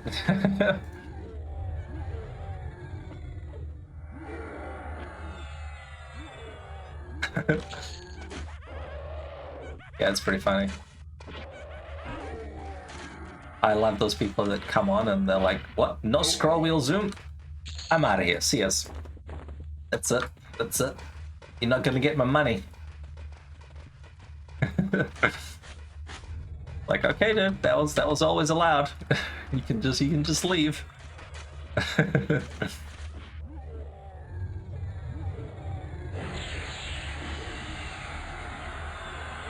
But that's good that when they fixed the quality of life things on Ultima Online, they just made that game harder to compensate. I like what they did with progression servers is they added that monster, what's it called? There's that ability that makes them something of the master thingy. I can't remember the name. Where they just like the classic dragons. They just buff them up significantly, otherwise people would, you know, one group them or kill them with a bunch of pets. They made them pretty much immune to pets. So, you know, you could just get 6 mages and kill Nagi. It was like, this is not how the game was intended to be played. Sorry guys.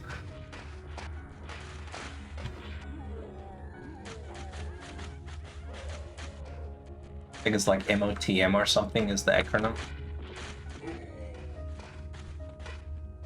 Mitigation of the Mighty, that's the one. Yes. Perfect.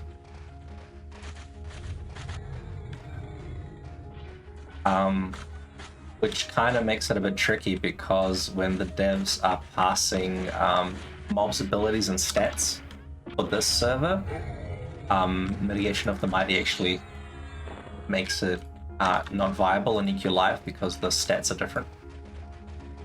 So you try and check, you know, what does this raid boss have? Oh, it's got that Mitigation of the Mighty, so gotta like figure it out. I think there's some multiplier. Depending on the level of the MOTM, it's a percentage buff, so maybe Torvin is like, if you subtract 47.3% and rotate the compass, you get the formula.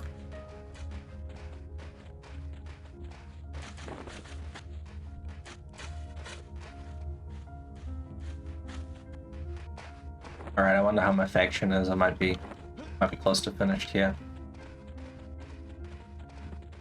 The only annoying thing is that you don't want to be like, walk all the way to Thug, and then you're just shy of the faction that you need. You don't just want to overshoot, just to be safe.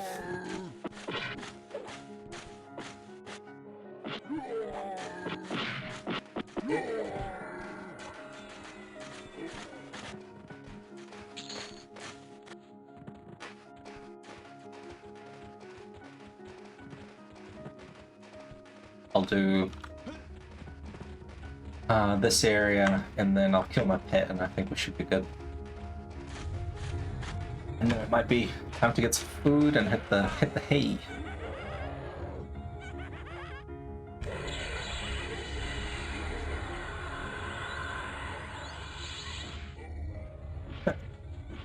PM? Are you in Australia or something?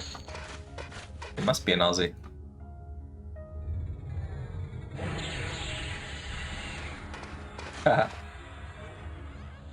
Well, because it's 8:30 PM here, so I'm in New Zealand. I'm 2 hours ahead of you.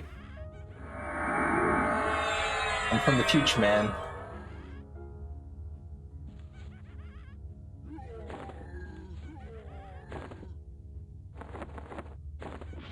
Yeah, Aussie's cool. I was there recently. I got stuck in Melbourne. I went for a weekend visit, and the travel bubble lockdown got me stuck there for a couple of weeks, but I managed to escape just in time before these recent outbreaks. Could have been bad. I could have been stuck there for like 6 months. See a friend for a wedding, and I thought, just in and out, just a quick little weekend adventure. Surely one weekend I'll be able to get in and out. And on the day that I arrived, maybe like 6 hours later, they locked it down. Yep, Melbourne is in a snap lockdown. New South Wales is pretty screwed. Sydney's pretty bad, but Melbourne is just a 5-day lockdown. Yeah, cool, man. Melbourne's awesome. I love Melbourne.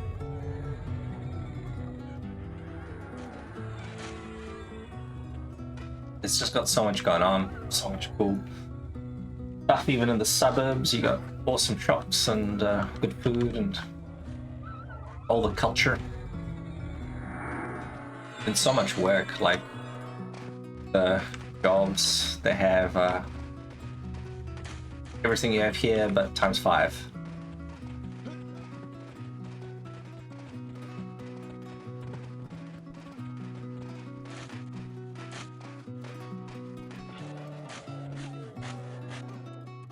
And also, if you want to be a miner, if you want to go work on some iron ore or coal mining rigs or oil rigs or something like that.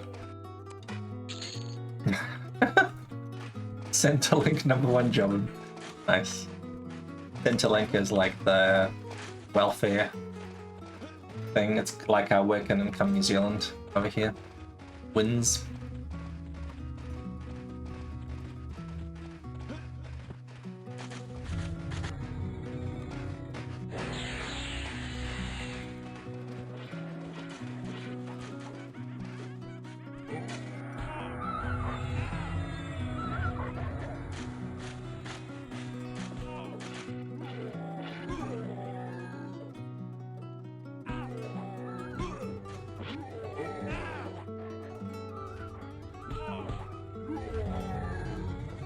The UI that I use is called WizModYo. I'll give you a link in the chat. It's very similar to the Power of 2 UI, but it's a slightly modified version of it.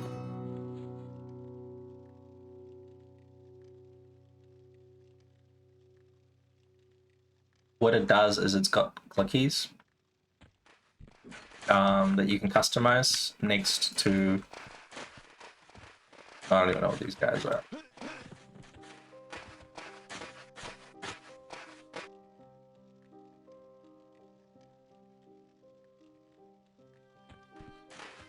I play, I believe it's 1080.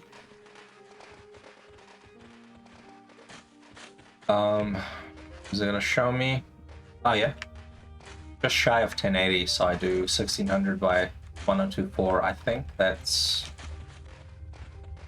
4:3 resolution, maybe. I do this so that I can have the same UI files on my laptop. So I just copy all my ini files between my laptop and my computer, so that I don't lose any settings. And I just play in like a top corner of my screen with the rest of the stuff. I can have Discord on the right side, I can be browsing on the top side.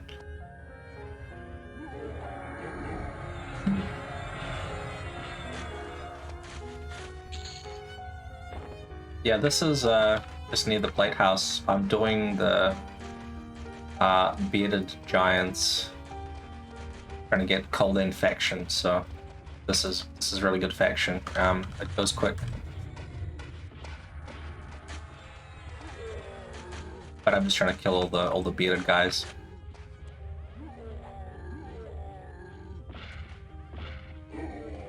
I've just got a little side jump hit, and I just go around, and I don't actually do the plate cycle itself because it doesn't give you any more faction.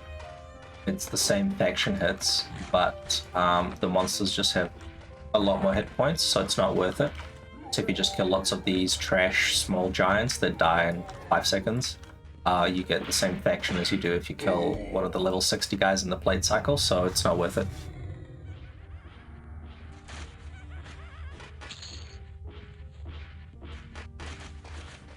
Oops.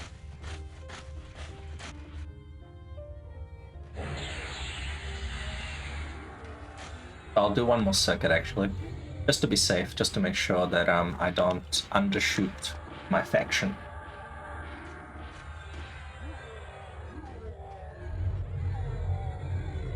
Oh, look at this guy, he's 99%, he's gonna ding. He's gonna ding! They grow up so fast. No, they don't drop armor pieces. You have to kill the giants in the arena. The clean-shaven giants, so you need lieutenants or higher. Lieutenants roam the bank area, and they have a chance of dropping armor.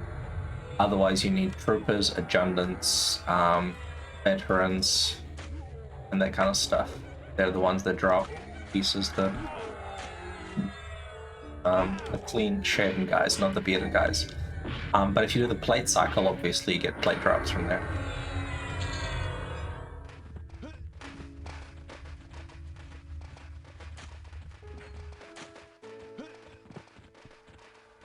That's why it's called the plate cycle. But you only get plate, obviously you don't get silk or chain or leather. So yeah, if you sometimes go to the bank area and you see a roaming lieutenant, there's a chance they could drop the armor. I just got silk legs from one just before. I had a friend killing with me here. He had a rogue, so the DPS was really good. We were just clearing everything, and I, to try to kind of time the respawns, we just went back to the bank area for a second, and there was a roaming lieutenant there. Instead of being like red colored, their armor is blue colored. And we just killed one, and he dropped silk legs. Now, that'd be very exciting if it wasn't for the fact that silk legs and Thurgood are complete garbage. It'd be very exciting if the stats weren't shit. If there was Skyshrine legs, that'd be a different story.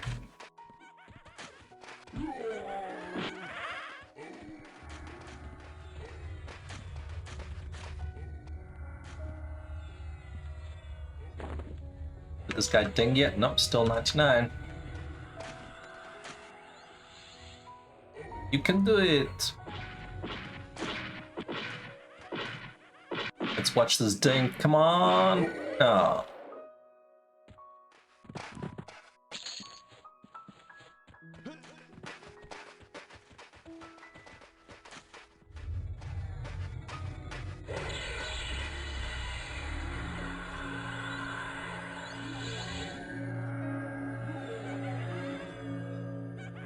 Yeah, I got the legs on this guy, the drop, but they don't have any stats.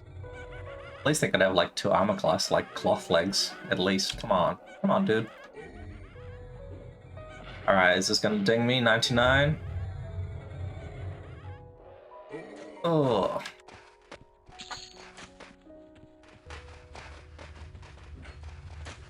It's very exciting.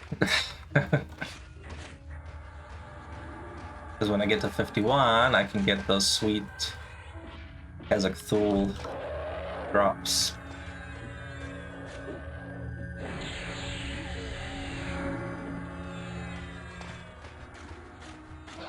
And I can also complete my Chardok Ring quest. think I've got a bunch of salts and skins. I just need to turn them in. But you have to level 51. 51 for that quest.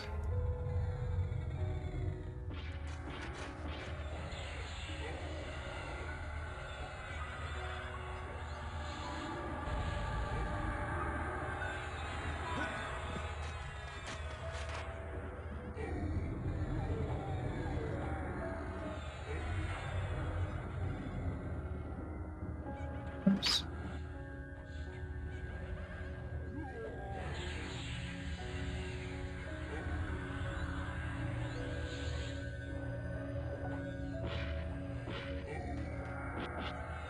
Come on. Dang, you can do it. Man. I guess EXP not that good.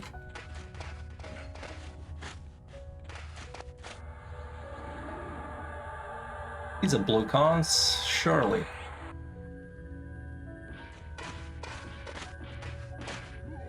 Oh, this guy might be even con. Yeah, there we go, even con.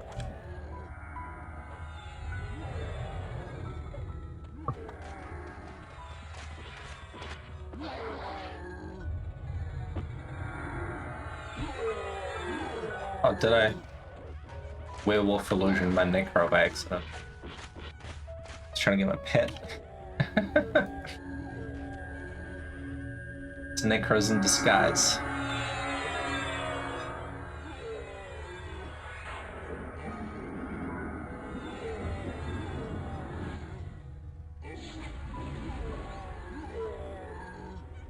Okay, surely an even con will ding him. Yeah, we did it. Level 51, we're ready for Kunak.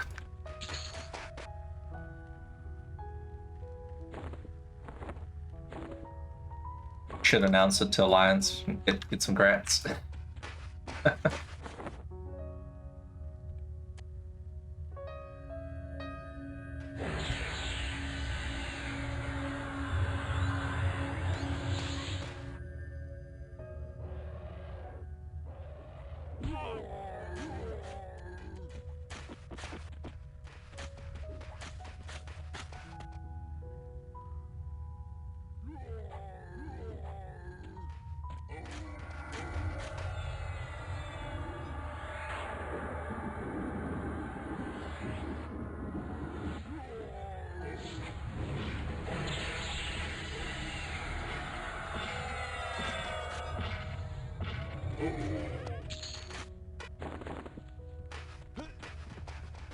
We'll just kill all these named one more time and then gonna go take a break. Need to make some food. My girlfriend got me some chicken from supermarket, so I gotta eat it. Gotta grow up big and strong, get my chickens, get my proteins, so I can fight these giants.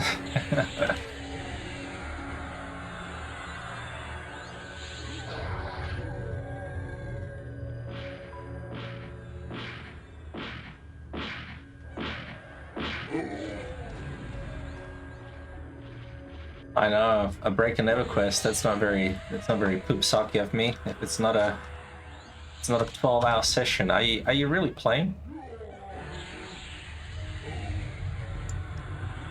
I don't miss those days when I used to compete for content. And it was like literally a 30-hour poop sock trying to get some boss. God. To be young again. Wasn't even that long ago, it was only like 10 years ago.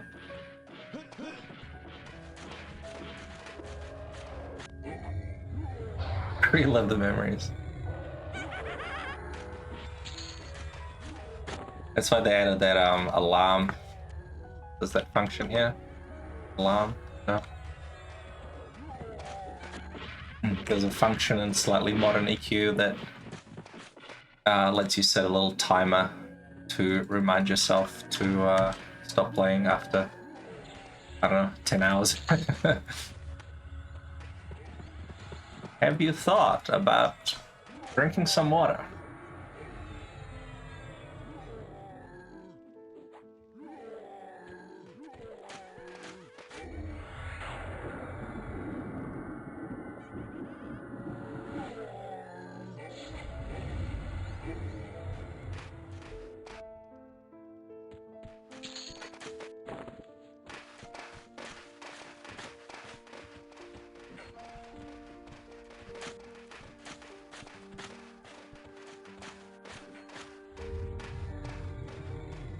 Hello.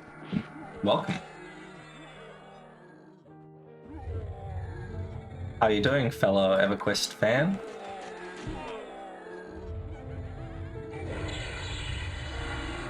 At least I'm assuming you're an EverQuest fan. You're not gonna just come tell me here to go play Fortnite.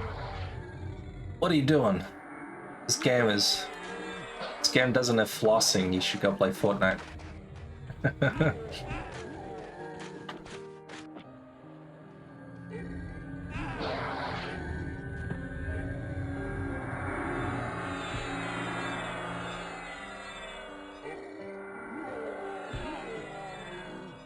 Me, I'm flossing. Whee! I'm doing it.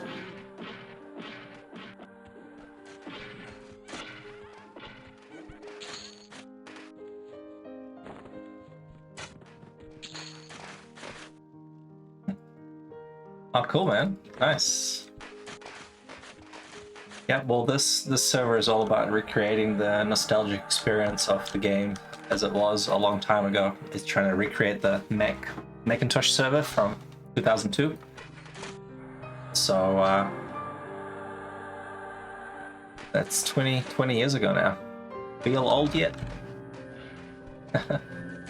Macaulay Culkin was just you know, trying to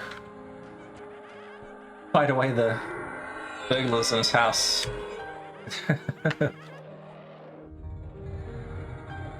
And Aqua was hot on the pop charts.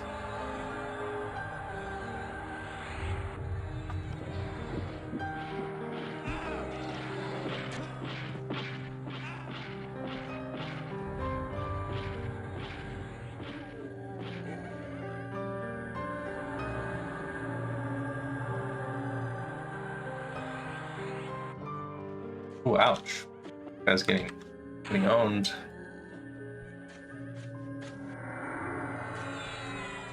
A little lobby necromancer. He's not built to tank these giants, I'm afraid.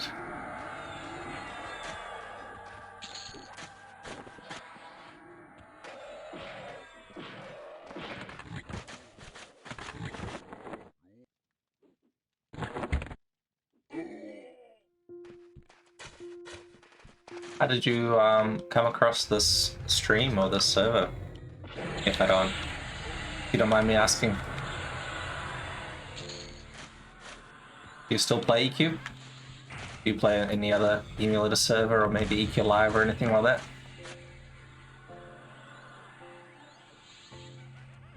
Fizzle.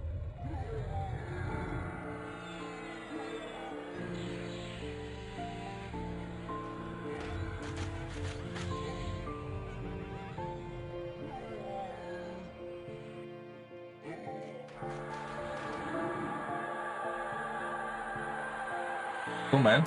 You thinking of jumping back into play, or is watching as much of a commitment as you're allowed to make at this stage? I know it can be a little bit time demanding.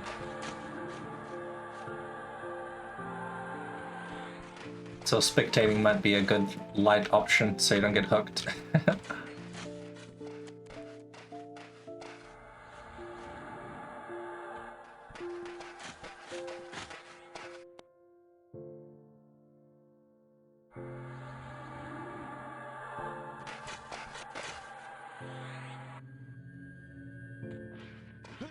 So on this server, it's intended to replicate the EverQuest Macintosh experience, what it was like back in 2002.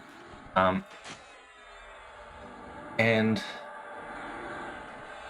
you can play 3 characters at once, so you can tree box.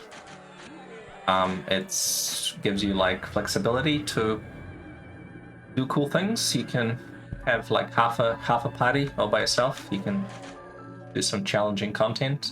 You can also, you know, like res yourself and port yourself and buff yourself and that kind of stuff. It's pretty cool. Because the EQMX server was near the end of its life, it was free to play, so people were used to playing multiple characters. They were used to playing 2 or 3 or more characters. So it's kind of trying to replicate that. So that's why I've got a little entourage of these little lobby guys that are following me around, kind of like my little mercenary pets or something like that, whatever you want to call it. What I'm working on is my necromancer. He needs faction, so I'm just hunting these bearded giants to get faction for the dwarf city, Thurgoden, so that I can quest some armor. That's the purpose of this evening's play session. Is get some faction, get some armor. So nothing too challenging. Not really EXPing per se, but there's a little bit of experience that these lobby characters are getting just by killing these blue con mobs. I think all the monsters are about level 45-ish or something like that. So they're all blue cons, but my pet is a dire charm pet, so he takes a lot of experience. There's a experience mechanic where the dire charm pet does more than 50% of the damage. He'll take 50% of the EXP, so the EXP is not that good.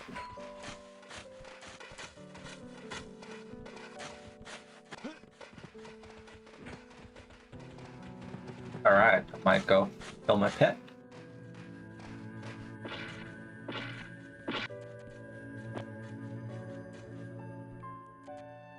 He doesn't really have anything except for some of the weapons that I gave him. Not very exciting, but I like to carry rusty weapons for my pet. And having to hunt around planar knowledge to find replacement rusty weapons it can take a longer time than it takes to kill my pet, so I'll just kill this pet.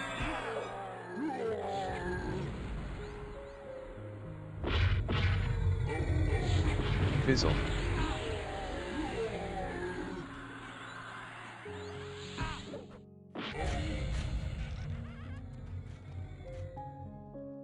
Oh cool, you used to play EQ2. I never got into EQ2. I just stuck to the classic experience.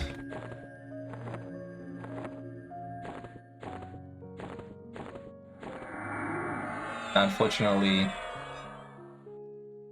can't loot this because it's lore, I think. Can I? Oh. Sure can't. I think EQ2 came out quite late. World of Warcraft was out, so I think I was competing with World of Warcraft. I stopped playing around that time back in the day. I think I quit in 2003 because I finished high school and I had to go to university, and I told myself that if I don't stop playing EQ, then I will most likely not finish university because I'll get too distracted with the game. So I just quit cold turkey for a good 5-6 years.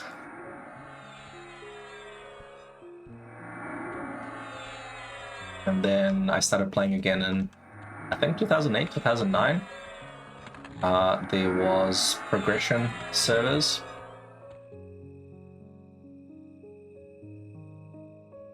Where you could play a nostalgic experience similar to this one, which is what was familiar and what I was all about playing in this era.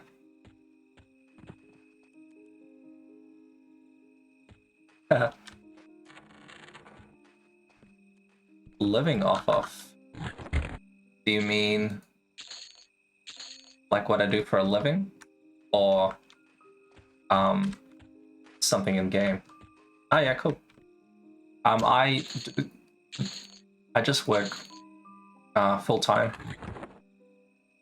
doing some IT stuff, consulting.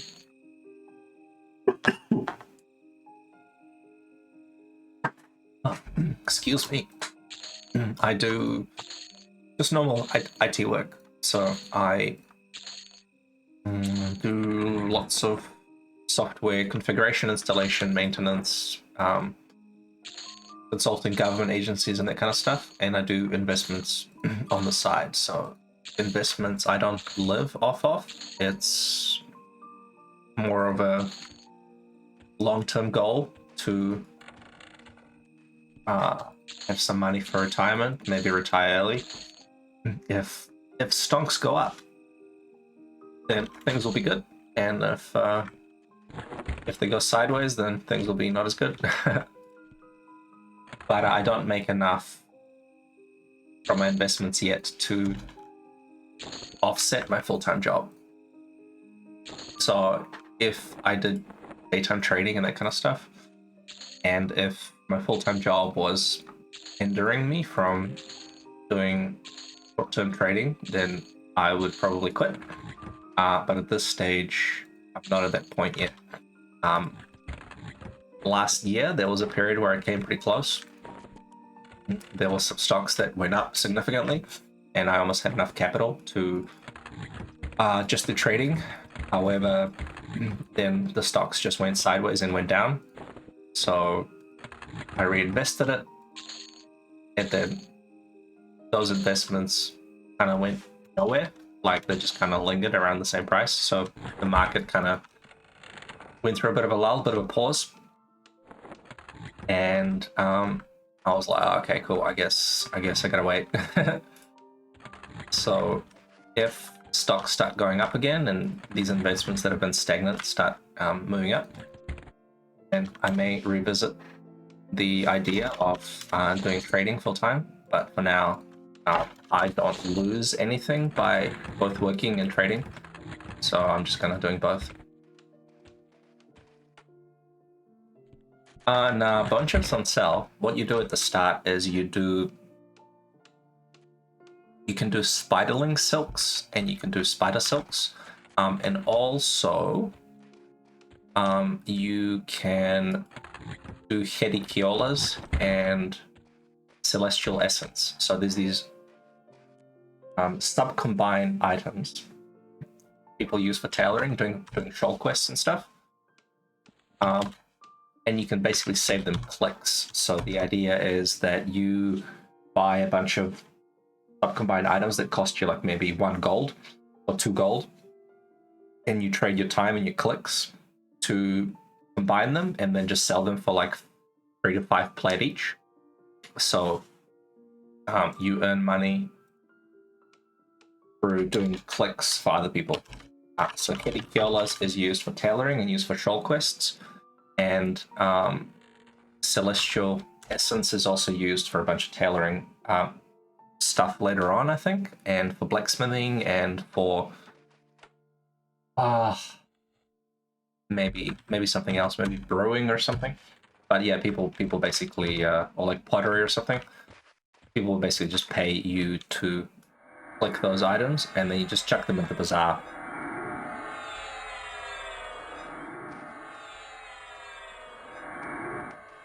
So I'm just gonna go check my faction now to see if all this questing has paid off, or if I need to go back.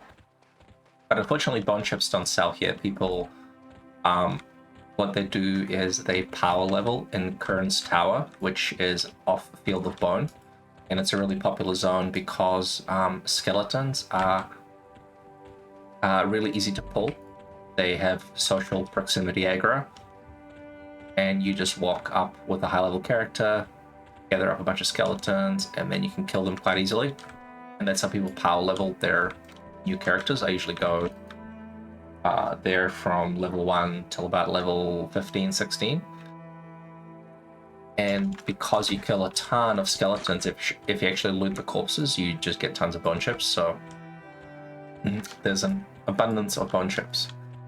So yeah, the things that I found will make you plat is spiderling silks. People use it for leather padding for blacksmithing, and then doing the sub-combines. So hedicchiolas and celestial essence is quite easy. That's how people get the spells.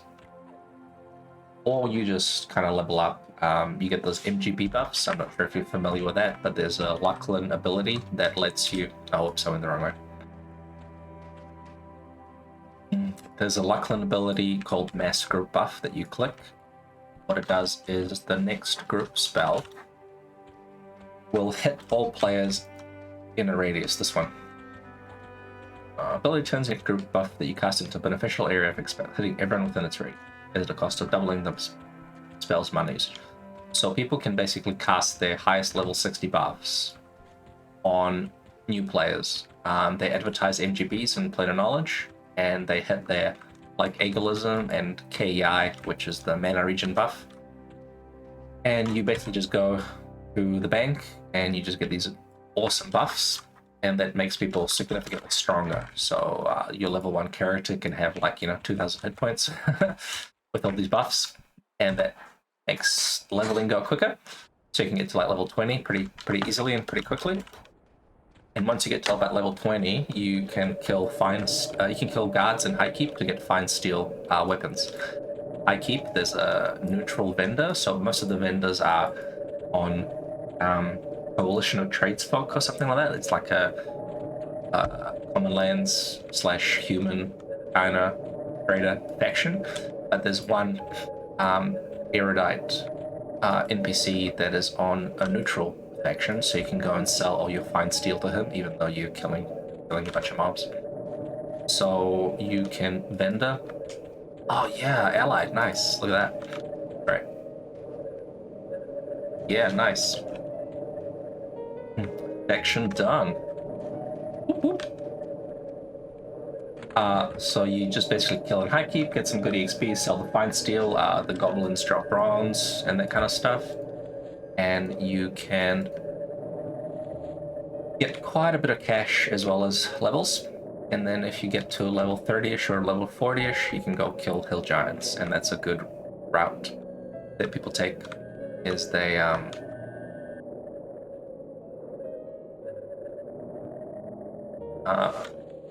get quite a lot of cash if you kill hill giants. They just go and kill in Wraith Mountains from, I don't know, 30 to level 50. Because you'll get EXP as well, and just earn a shitload of plat. And then you can buy all the items in the bazaar. I just logged it. That's random character that's in a spot in the middle of Velks.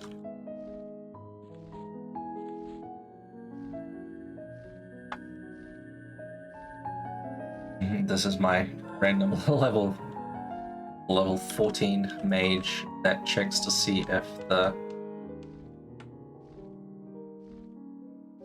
the brood mother is up.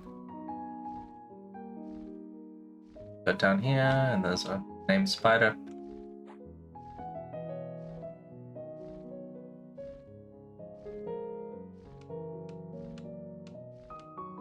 Whee!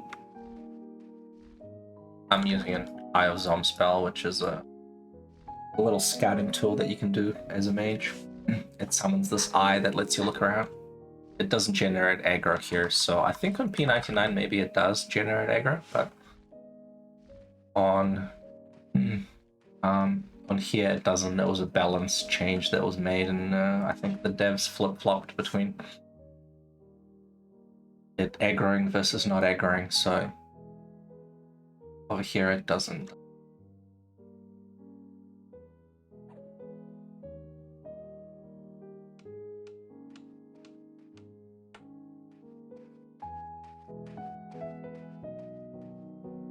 Yeah, what I might do is maybe I'll go turn in some skins.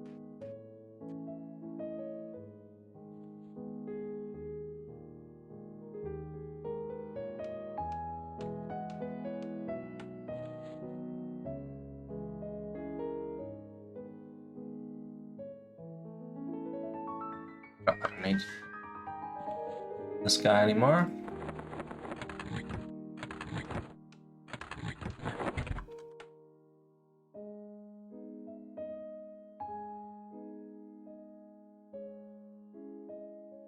So because I got level 51 with my cleric, I I can now go to the Chardock quest. But I have to get some skins and salts first.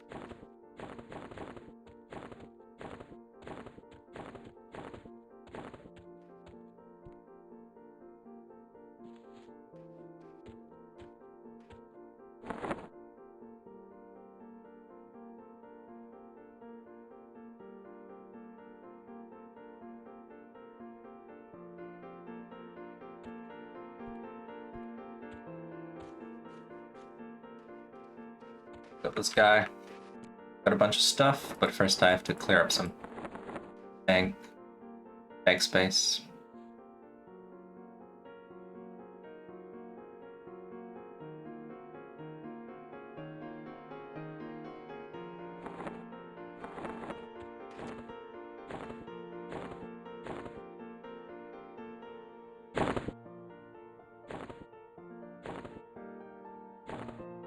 Got some stuff.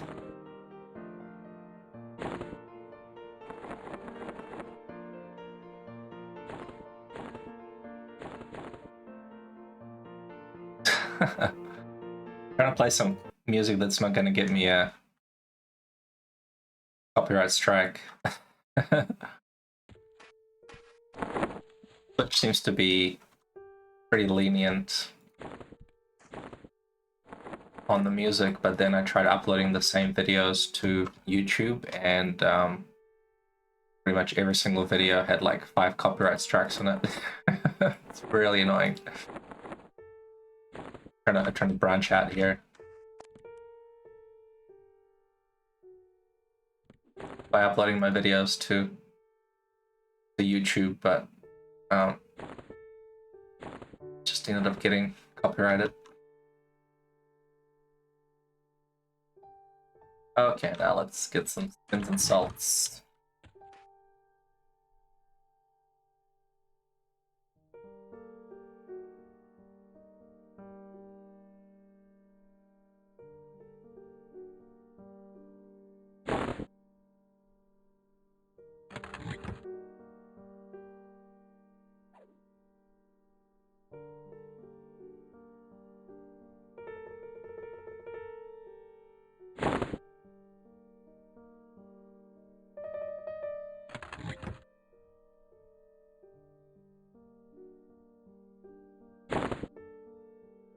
Hi, leveling in Droga. I've got a mule that's got a shitload of stuff. Look at this. Look at this. Ah!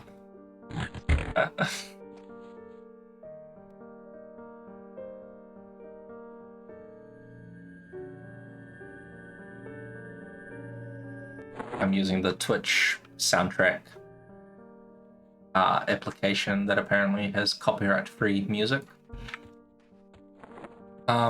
So you just kind of pick a genre and it just plays a bunch of stuff for you. I picked classical because there was a few other genres that had explicit lyrics, and I'm like, oh my god, my virgin ears. Can't have that. Can be just listening to trap music.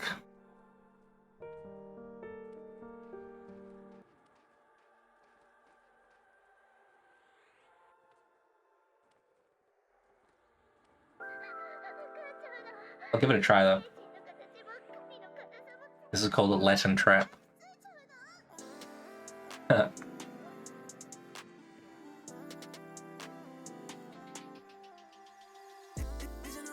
I'm part.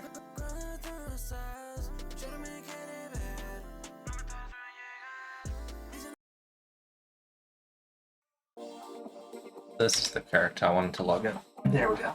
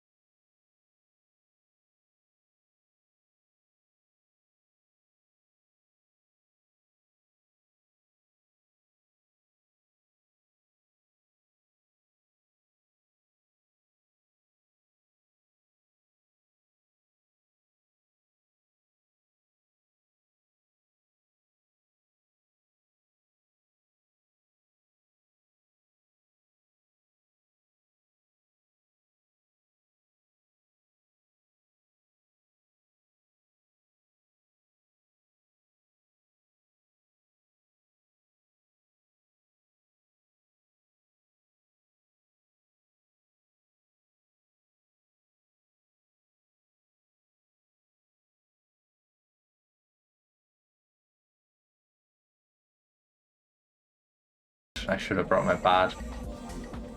Good old bad speed would have fixed it right up.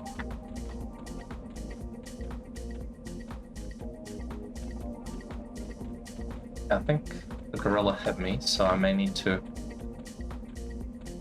There's.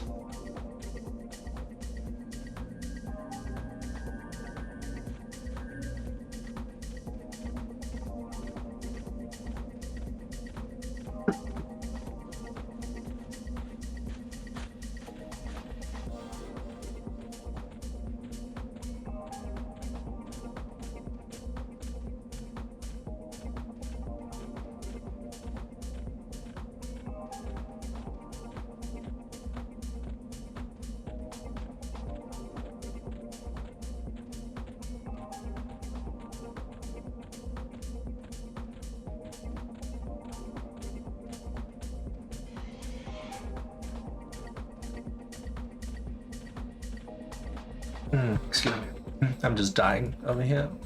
I'm dying.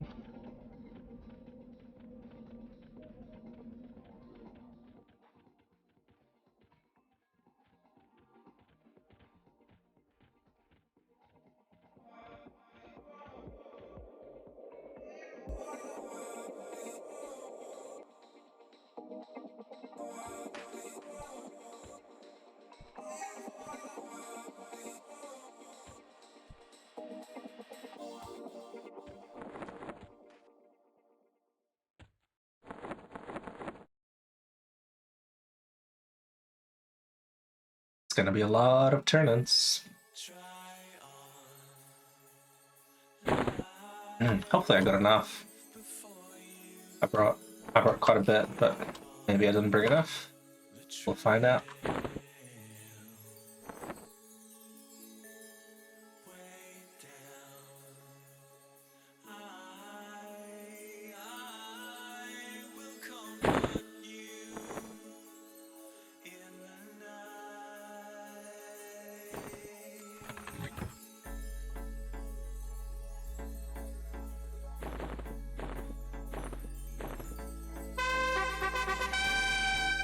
Yeah, the trumpet.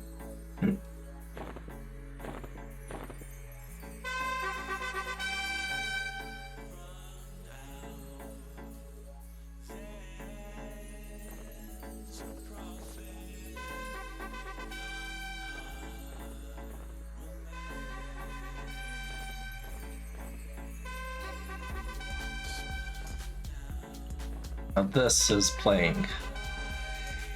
This is the classic experience, one item at a time. Repeat until your wrists hurt.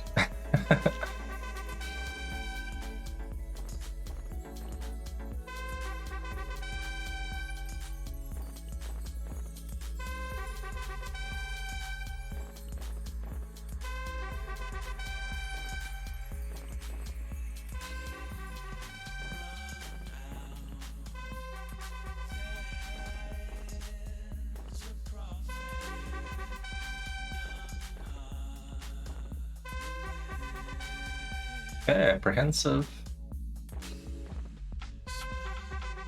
I don't think I brought enough. I may need to go get some more, but I'll do that another time.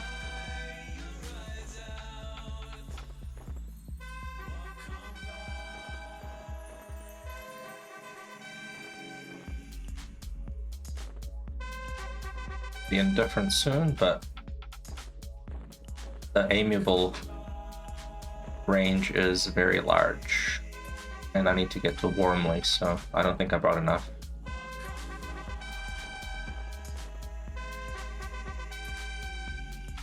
Yep, still apprehensive.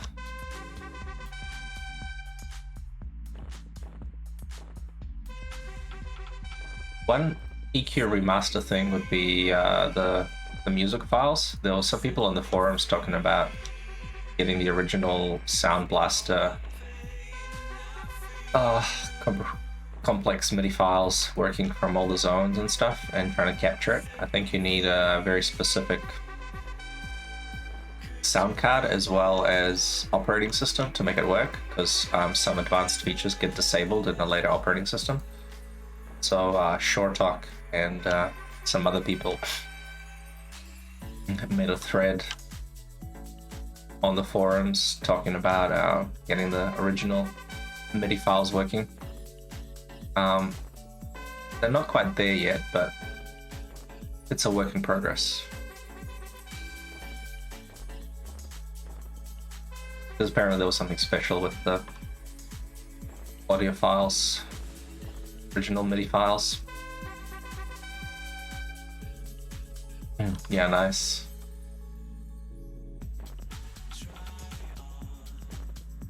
You should be able to capture the original files and then make them into like MP3 or something. I think this client uses MP3 files, so you gotta like swap that out, but it should work.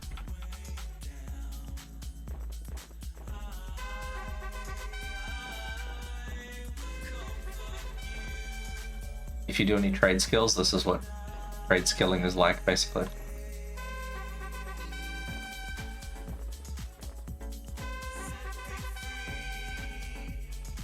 You just make a bunch of sub-combines ready, and then you just click, click, click, click, click.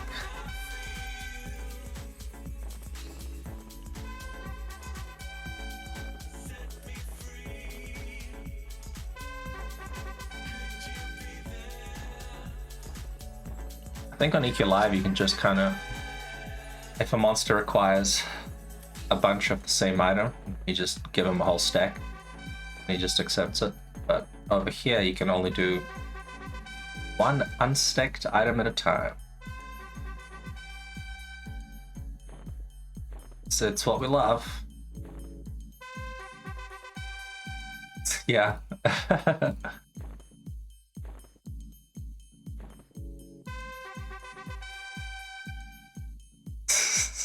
One by one bone chips, man. I mean, if you're not there 3 hours turning in bone chips for a quest, and are you really playing EverQuest?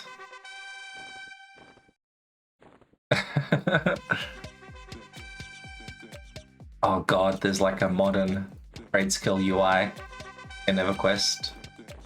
You just get all the items ready in your bags, and you just click combine, and it just combines it.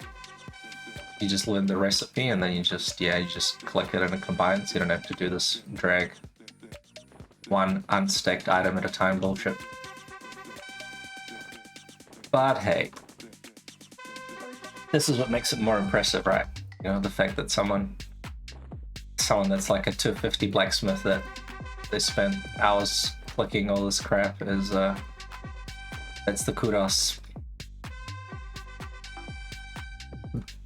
There's a quest in Plains of Power called Aid Grimmel, and it requires you to have 220 in all trade skills. You can't start the quest unless you have 220 skill. For the combines, you need obviously 250 or whatever. So you want to get it as high as possible. You can get some modifiers for tailoring and blacksmithing. There's some items that give you a plus 15 skill mod. But anyway, the main challenge is, of course, not farming all the items. It's actually clicking all the combines. So that's your badge of honor, as you went through and you did clicking for like 4 months straight without going insane, and you get your earring.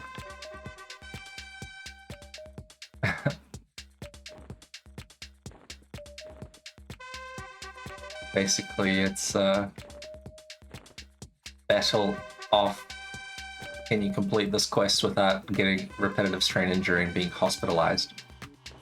If you answered yes, then you are a worthy champion.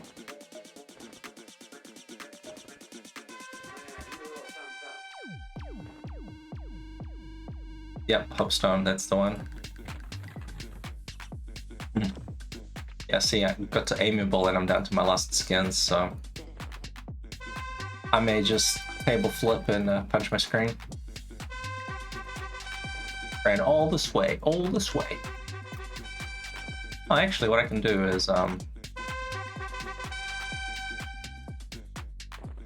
a druid. I can hack.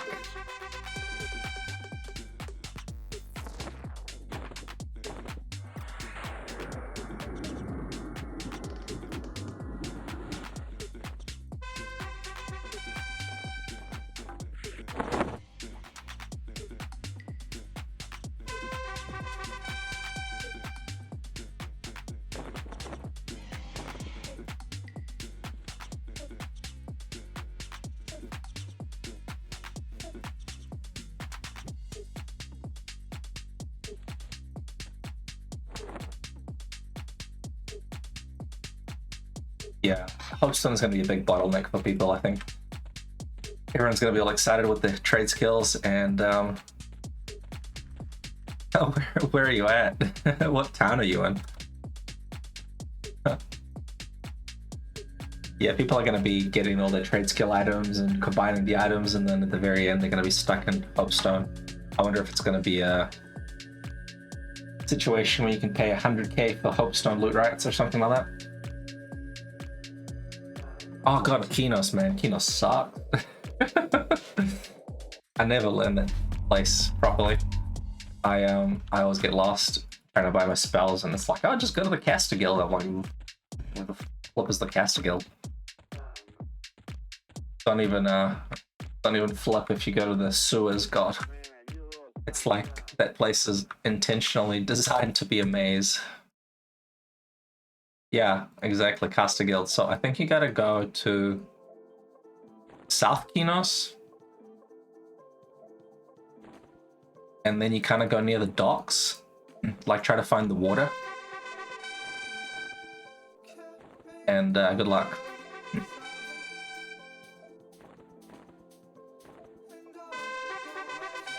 There's some quests that require you to go to the Kinos catacombs, like the Enchanter Epic, and there's also the Rogue Epic. You gotta find like some smuggler to like pickpocket or some shit. And it's just such a pain, because even if you have a map, you just like, where am I? I'm looking at the map, I don't know where I am, I don't know where to go. The map kind of is like disjointed. There's a bit where it like breaks and it kind of gives you like a bunch of arrows. Oh, you're actually supposed to go here. And yep, sucks. Okay, what am I at? Kindly. Okay, cool, I got to Kindly, so close.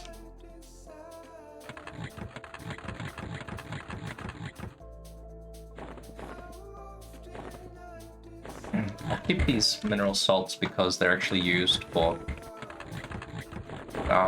like a brewing recipe or something. You kind of need to have a few spare. So I'll just go back to my salted skins. Get the skins, the green skins.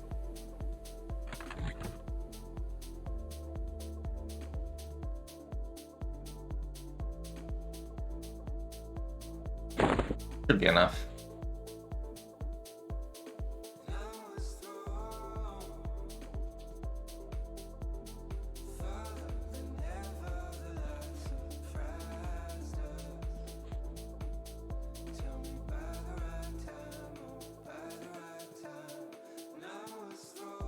Yeah, Kinos was never my jam.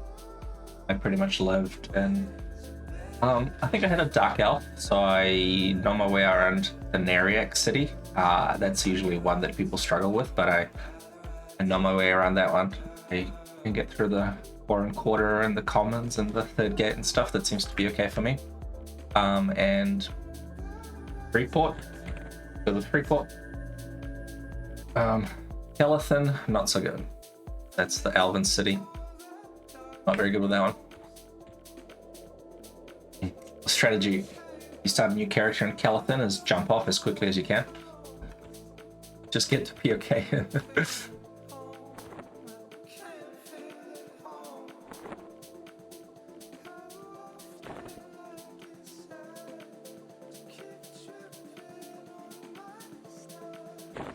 Alright.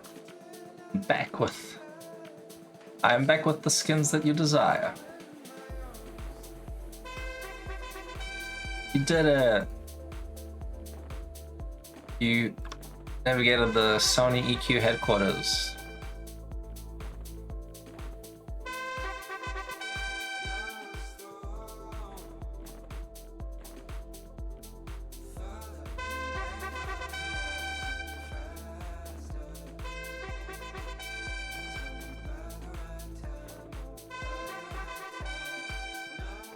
Yeah, you can post links, I think.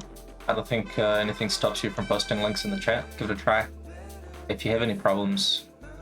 Yeah, nice. I was gonna say, if you have any problems, just... Look at this, look at this beautiful city. Yeah. Everyone loves Kinos. One of the devs here, Secrets, he made a kind of like a battle royale custom server mod. That was actually quite fun. What it was is you spawned in Kinos and everything was PvP.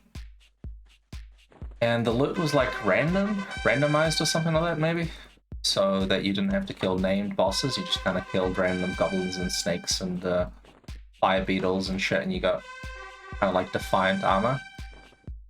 And it was all just full PvP, so the idea was you just go and hunt and kill people, but it started off in the Kinos area. It was quite fun, you just run around Kinos. Yeah. Run around Kinos and PK people. You'd wait for them to like get low fighting monsters, you know, like this epic battle between some guy and a fire beetle, and then you jump in for the grief.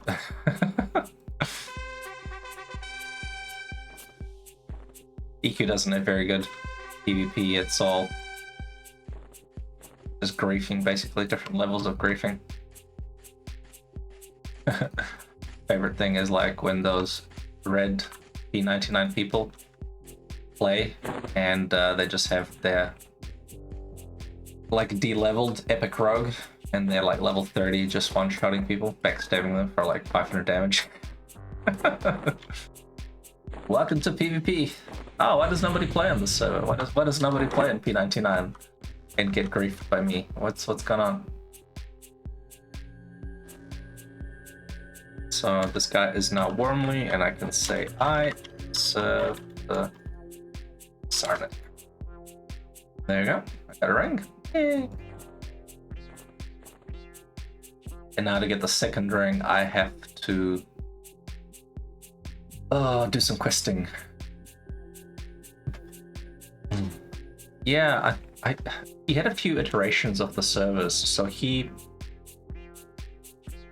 yeah. The one that I played on was like a very early one, and I think he refined it and made it better. And yeah, there was some sort of free trade kind of Furiona-V kind of styles. Oh, the TLP, the new Mischief server, is that the one you're referring to? That is really cool. That's the one with like Diablo-style loot. I haven't kept up with it, but it sounded really fun. I wonder if it's good.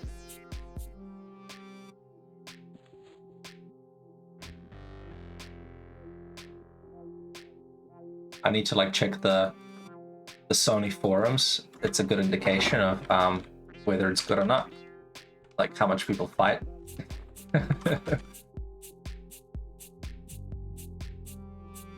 If there's a bunch of people all arguing with each other, then the server is nice and healthy.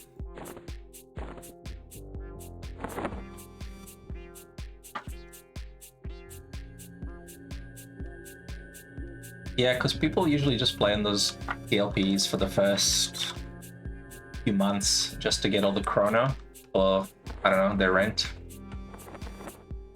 Whatever people farm chrono for.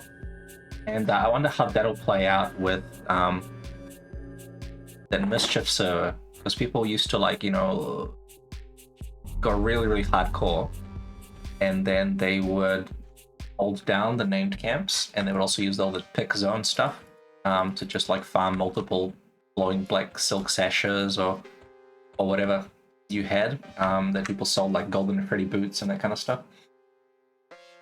and then just make tons of chrono.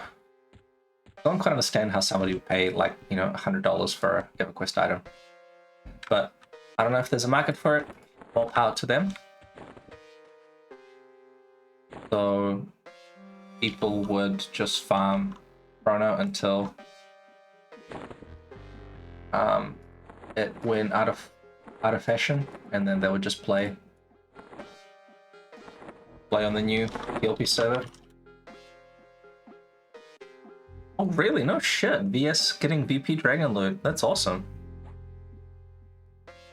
So the real money value of chrono, I believe, is you can pay for your EQ subscription with it. So if you, I think 1 chrono, if you spend 1 chrono, you get 1 month subscription. That's how it works. So technically people play for free. So if you are good at farming chrono, I guess, then you use that to substitute your playtime as well as sell it for real life money. People sell it for, I think on the official forums it's like $15 for a chrono. That's how much a subscription costs, but on the black market I think it's like $10. So people sell it on forums and other stuff to undercut Sony and get real life money. So if someone buys like golden and pretty boots for 5 chrono or 10 chrono, that's equivalent of like $50 or $100, which is incomprehensible to me, but whatever. People buy that stuff. Yep, there's the marketplace. So the marketplace is where you can buy the chronos. That's how they're created. That's how they get into the environment. There's people that buy chronos for $15 each.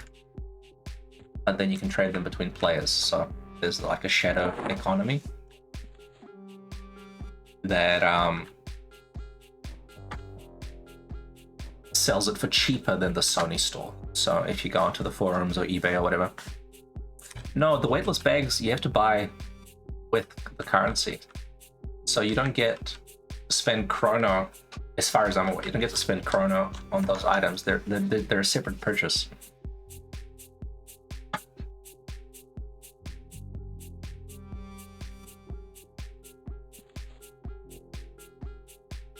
Like a 20 slot bag or something, it's like $20. It's a lot of money. Or you can get some package deals. Sometimes they have like a new TLP server bundle and they give you a bunch of stuff like experience potion, a name change potion, a bag, some kind of armor or something. Yeah, 40 slot bags is that's actually like worth it. When I hopped on one of the progression servers, I think it was Finny, they had like True Box and really slow experience gain. I hopped on, and just to be competitive, because you start and you've got no money, you've got no bags, and it's just like, it sucks.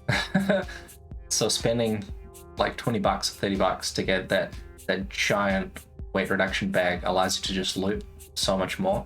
You can loot all the bronze and rusty weapons and shit, and it just doubles your leveling speed.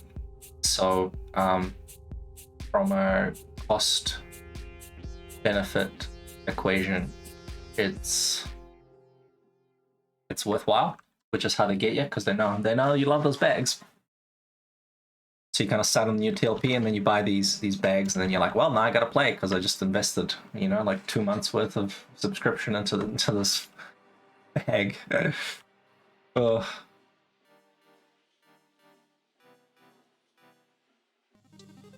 But the leveling was really slow, so all my guildies ended up just playing a lot more than me, and I couldn't keep up.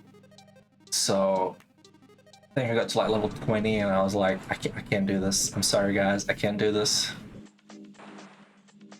Oh, Undertow is up. Penny is up. Nice.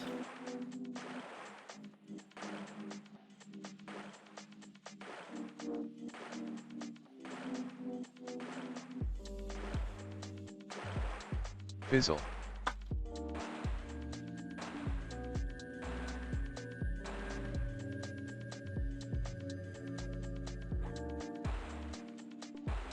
Can I be bothered to kill Undertow?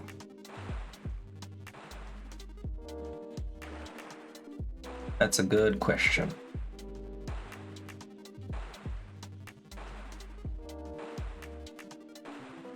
No. I have 4 blazing wands. I don't think I need any more.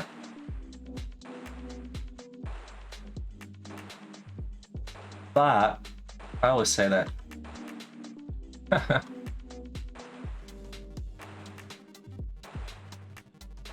I always I always say I don't need it, and then I go and get it anyway.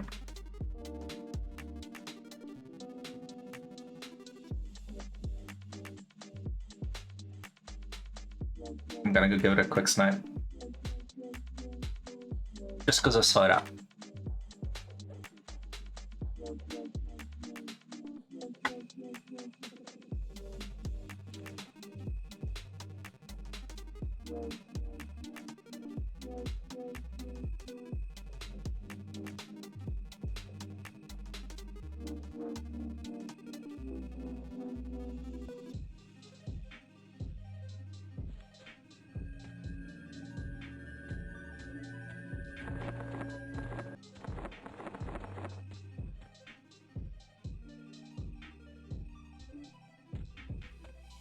Ah, yeah, nice.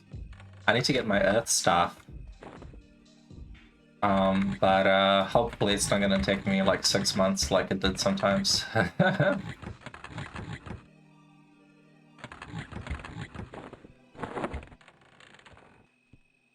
Oh, nice.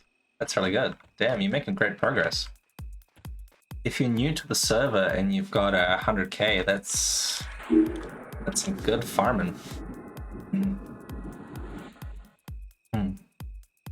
This guy knows how to get his plat. Cool, man. You're almost there. I better get my act together and start poop socking this hate stuff.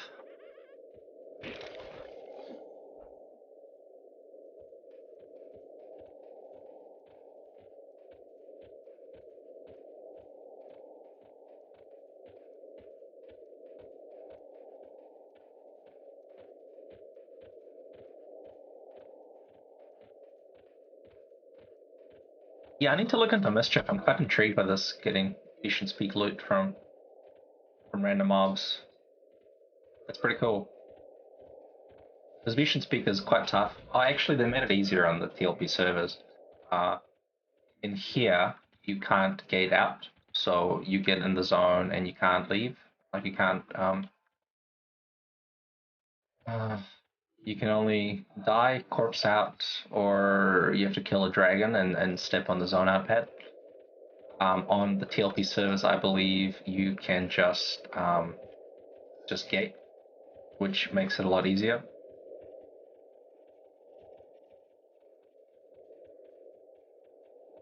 Because you can use it as like an EXP zone, you know, you can just go and kill some Ragnars and just get out whenever you want. But over here, it's just so brutal.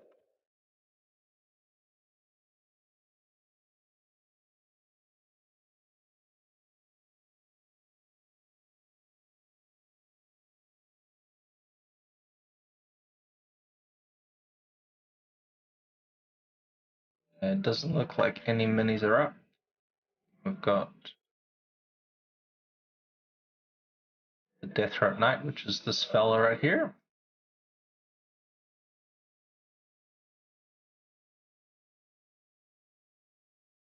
We've got Master of Spite,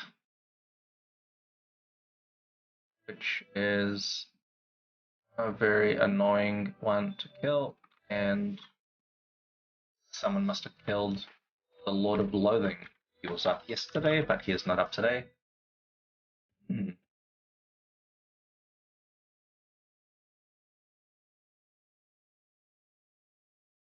But I killed the last set of minis. There was like 9 or 10 of them up a few days ago, so they should be due tomorrow, I believe. So I need to keep checking track and need to be poop sucking that stuff tomorrow.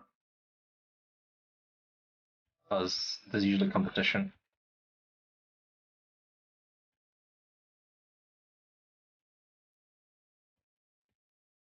There's a new guild on the server called Bloodguard, and they came from P99, and they've got a lot of players that are leveling up in the 50 to 60 level range. They've been killing some Luckland targets, I believe. I think they killed Archlich. They've been killing Belius targets, Kunark targets. They've been getting their epics. So the server is quite lively and full of competition. It's pretty good to see. But that also means that you got to be a bit more vigilant. If you wanna get some rare or contested items, you have to be willing to fight for it. There's been a little bit of competition for a few earliest targets, so it's good to see new players on the server getting the pixels. That's what it's all about. It's about sharing, but it also means that you need to keep track of respawn times and poop sock. You gotta be parked. If stuff is respawning, you gotta beat the other guild. You gotta be parked there and ready to fight. So if they come in, you can be like, "Oh yeah, I was here first. Get out of my zone. Give me my pixels." Okay, so we got a kedge. We go down over here somewhere.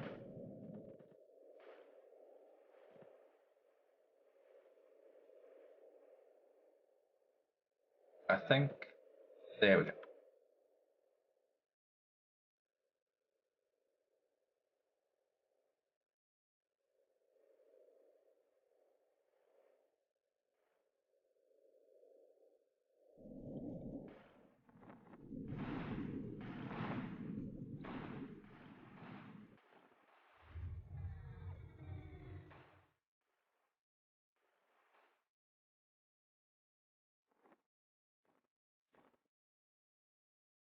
Need to do some buffs.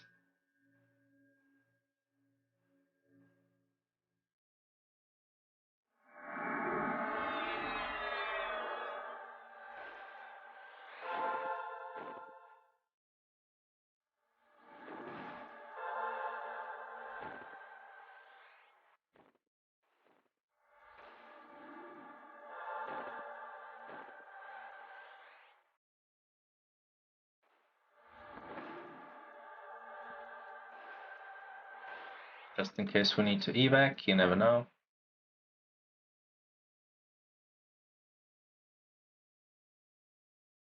Sometimes when you go towards Undertow, there's a mermaid that sees invis, and you can get a bunch of like druid mermaids train on you. And they're really annoying because they all dispel and they oh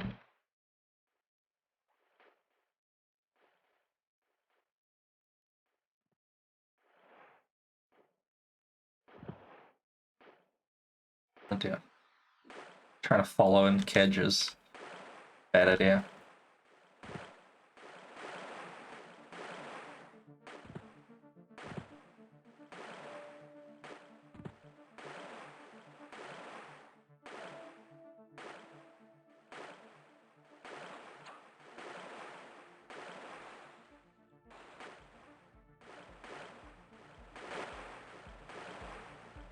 I was gonna check if VS is up. That's right.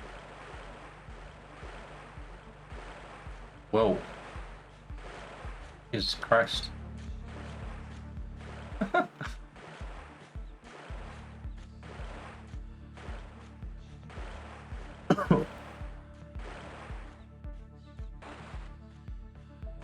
Whoever used this character, don't they realize that it's a ranger with tracking? Don't need to run it next to VS.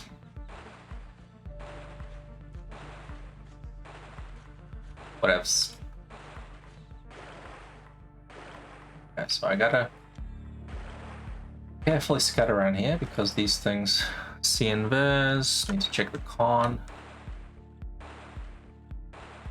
Stuff will train.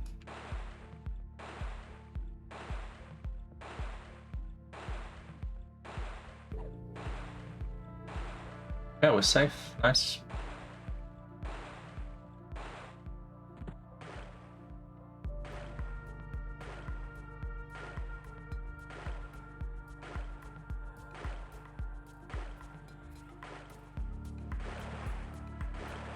Okay, no train. Nice. Doesn't always go this smoothly.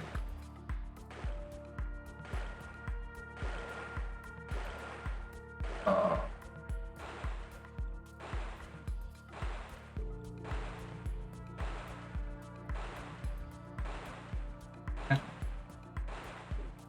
piranhas.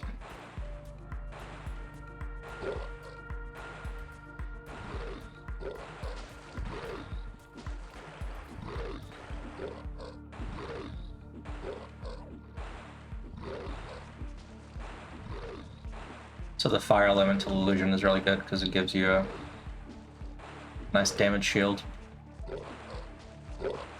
What's the sea host doing?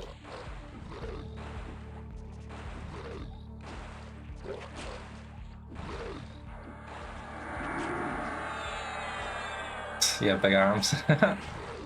The old models are pretty good. There's new models of elemental illusions, and they look more human-like, I guess, if you want to call it that. They look kind of like a guy in a Casper outfit with either a blue or a red or a like translucent kind of feet on.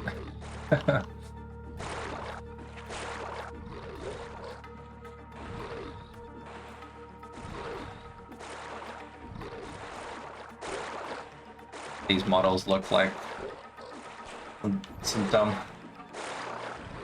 punching thing with big arms.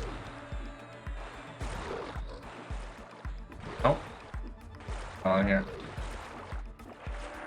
Being attacked by fish.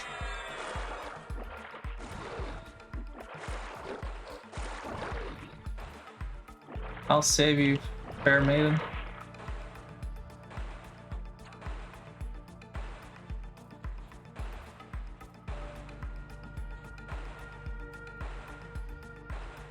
Any more piranhas? Yep. Couple more.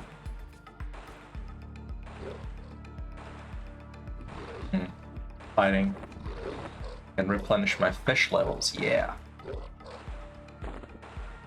That fresh fish.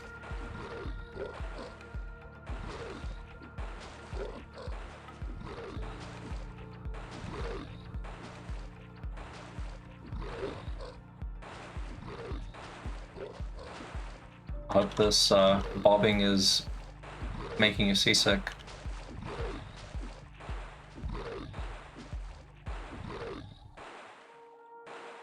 Reminds me of first-person shooter games where you would walk and you would bob.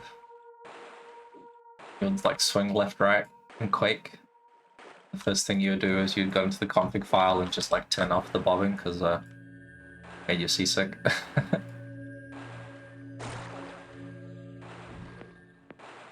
Yeah, Doom as well.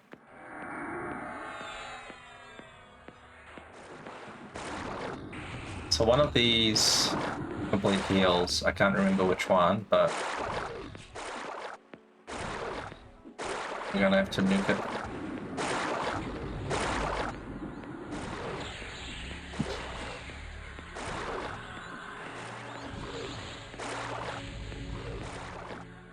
Oh no, can I kill it before it complete heals? Yes.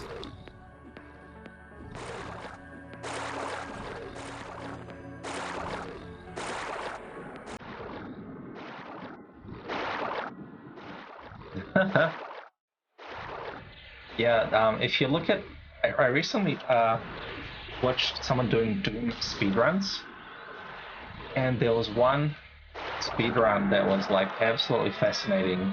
It was the very first map, and there was a very specific thing you had to do to run through the monsters, holding down a very specific run function to run at full speed, and you couldn't touch anything because it slowed you down too much, and you had to like open the doors just at the exact right kind of angle, and they managed to like get it was also based on the frame rate, like the frames inside the game, that meant like the in-game clock counter was counting in a specific way, so like you'd have to complete the game in a certain number of game frames to get the finish time to record 8 seconds instead of 9 seconds. And then some guy, after like 15 years, managed to get it get it done.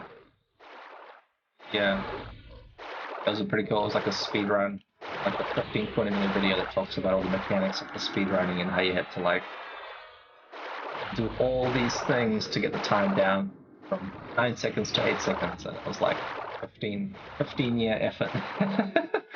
So crazy.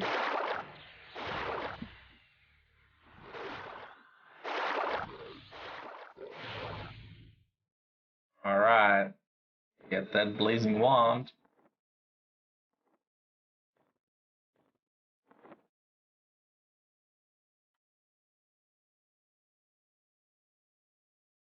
Yeah, there's a few tricks on Finny. I don't fight him at the zone in. I just fight him in his room. But I guess since I'm here already, I might as well go and kill him.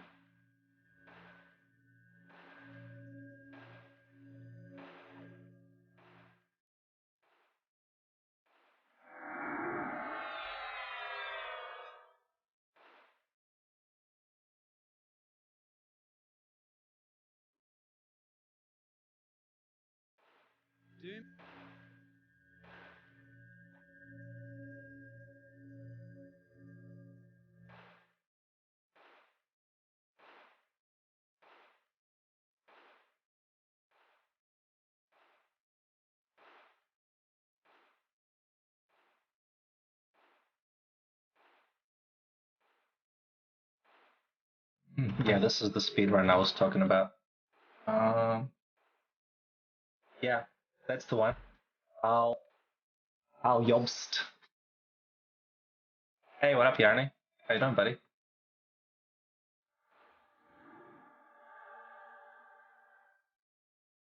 Good morning. Guten Morgen, Jans. Yeah, that guy's channel is so good. He is like so passionate about all the game mechanics, and he makes you appreciate all the nuances of speedruns and various things. He's got some like cool Super Mario ones as well, and he's got a cool one where he talks about how there was one guy who cheated in like the Super Mario speedruns, and that was like apparently like the worst like botched job of trying to like fake speedruns ever, because he used videos from like multiple different speedrunners, and there was all these like consistency and concurrency issues where like the display things at the top were like not matching, and then like the Mario model was being cut off and stuff like that. It was like really obvious on like 5 different kind of um 5 different areas. And the guy was like, how did this guy think that we wouldn't see it? You know, all the speedrun people know exactly how every part of the game works. So how did he expect that we wouldn't catch him? It was kind of funny. There was one guy who was like a really good speedrunner, and then what he did is he ended up cheating in GoldenEye. He used Game Shark, which was a tool that would let you save state of the game, so you could like repeat a tricky area or whatever, and you could like splice things up and stuff. And he got called out on it, and then he like denied it, and then all these people like basically had to figure out what to do with him because he was a good player, but he obviously lied and cheated, and then he said he wouldn't do it again, but he did it again. And yeah, it's for the EP, man. It's the kudos, right? Gotta get the chicks.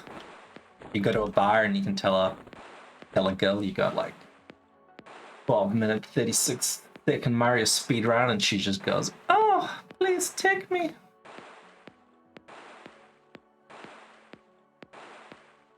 Ah, slow motion, then spit up the demo. Yeah, it's so good, man. I love that guy's channel. He's so good. He's like a speedrunner enthusiast that knows all the nuances and all the like details of the speedrunners, and he like just makes a video to explain it to the common people. It's so good. I appreciate that, you know, watering down like 10 years of speedrun knowledge into a 20-minute YouTube clip to make you appreciate why this is a big deal. Oh, speaking of speedrunners, what do you think of that Billy Mitchell guy? How he got like all that ousted by the big Twin Galaxy scandal and shit. So apparently it was there's a massive lawsuit or something. King of Kong was such a good doco. I loved it. He was such a character. He had his hot sauce. He was such a jerk, but he's like, I'm the best, so therefore I can be the jerk. But turns out that he cheated, so. Spell broke vein. Turns out that he cheated. So if he was a jerk, but he was legit, then it will be warranted. But yeah, it turns out he was a no good cheater, and it was like a 20-year-long ruse.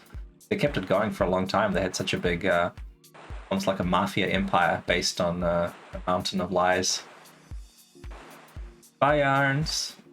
Yeah, Irons, missing you already. Yeah. God, 30 years ago. I was going on the assumption that we're still in the year 2000.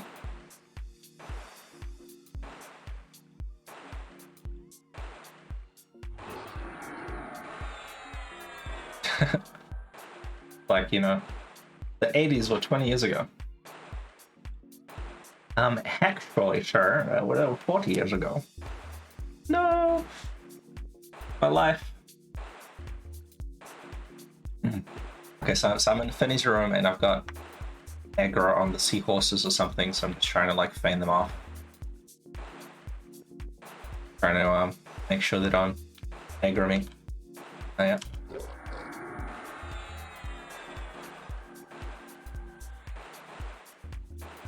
Trying to see if they'll path back to their spawn point. Maybe they're being a bit funky. I haven't done this since the recent patch, so who knows, there could be some new mechanic that is breaking things. I don't know. We'll find out. Yeah, see, this seahorse isn't going away.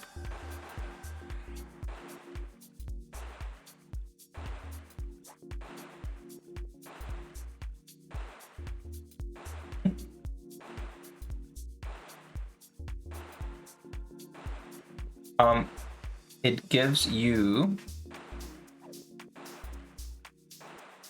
new levels. So you go to level 65.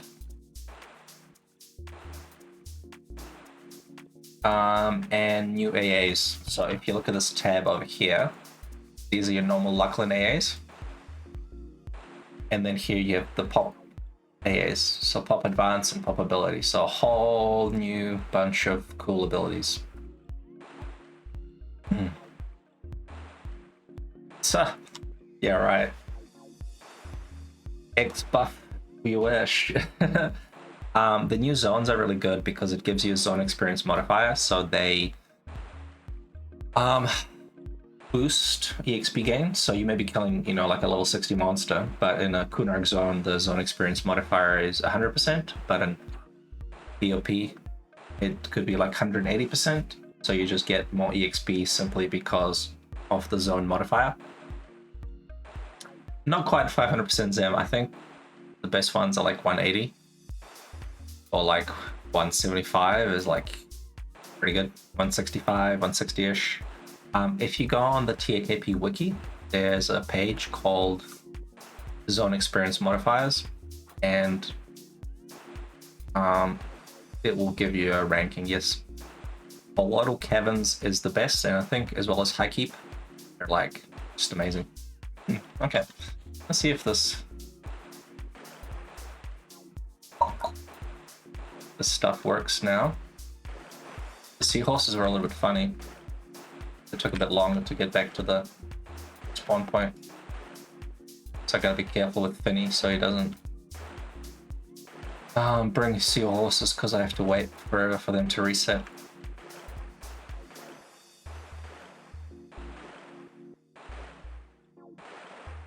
Just trying to be sneaky here with my fish.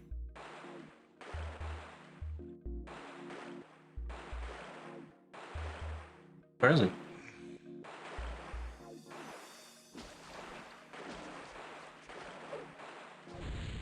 Just gonna beat up this innocent piranha.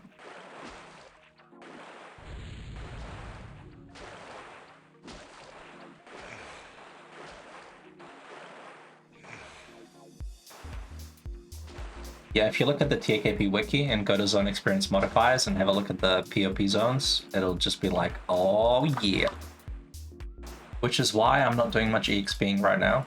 So I have a lot of characters that need a lot of AAs, but the rate of EXP is just so crappy that I'm waiting for POP basically. When release? When moon?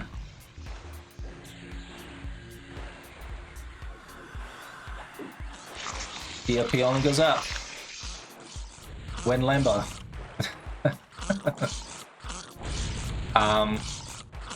We don't have a release date yet, but there's speculation that it will be this year, like maybe in a few months. They said early winter release, so that could be, I don't know, like October maybe? There are some rumors that because the original Planes of Power was released in October, that maybe they'll release this for October as well. No, we're gonna skip to the Reign of Fear client. We'll just go straight to that. We'll just go straight to the Pantheon client.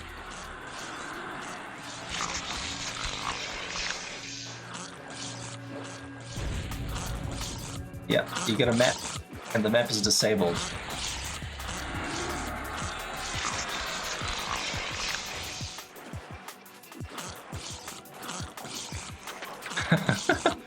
He used that as Liz EQ2.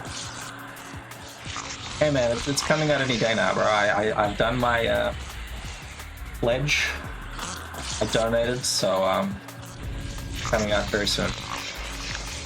I ended up upgrading my pledge Pantheon to the version that gives me alpha release. So if that comes out, then I hope to play that a little bit. If it comes out before I die, of course. Before I die of old age. Before global warming swallows up the Earth and we're all underwater. If the game comes out before then watch out. You owe Outlands, yeah. So you're going back in time.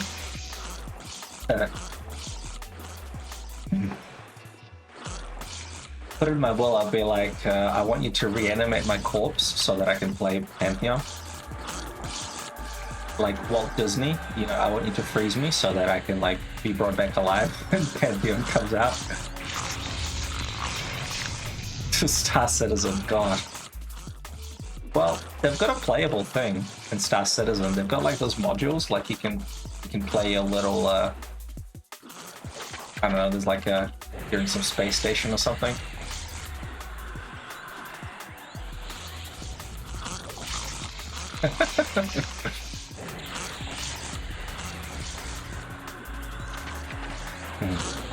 There's something playable. I see people streaming Star Citizen. It's just that little module. One thing that gets me is people that have like sunk so much money into it, that keep buying like all those spaceships and stuff for the pledges. You know, like donate $10,000 and you're gonna get this giant spaceship. I'm just wondering what's gonna happen like when the game does actually come out. You're gonna have these geeks that are gonna have like $500,000 with like spaceships. Like what's going on with the balance with regards to that?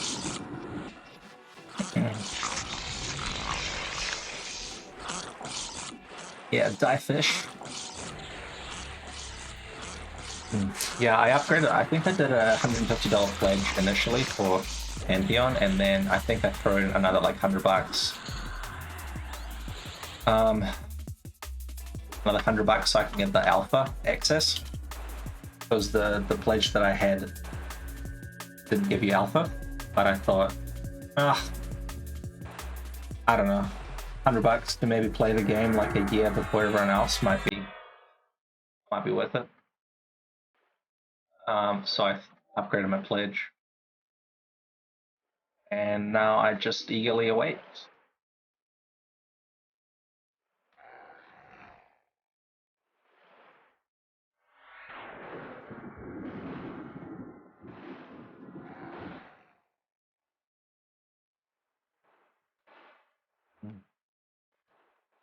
Absolutely. I feel Pantheon's probably going to be the truest successor to EQ. Because from the alpha footage that they showed, they were reusing like the sounds.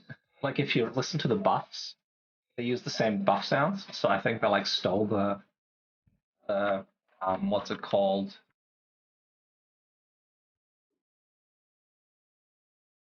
The assets. Oh, it was so good. Just getting these like cleric buffs, you know, ding. And that's when I knew. That's when I knew that Brad would not let me down. And then he died. But hey.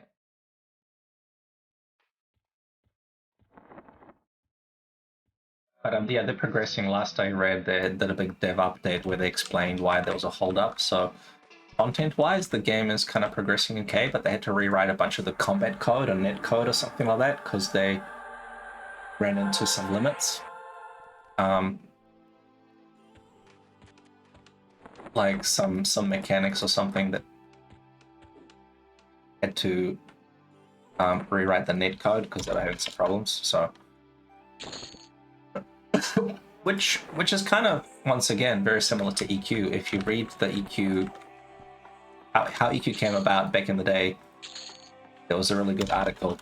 They had to rewrite the net code because when the game came out, they used so much bandwidth that the internet service providers in the San Diego region all ran out of bandwidth, and a bunch of businesses got shut down because they had no bandwidth.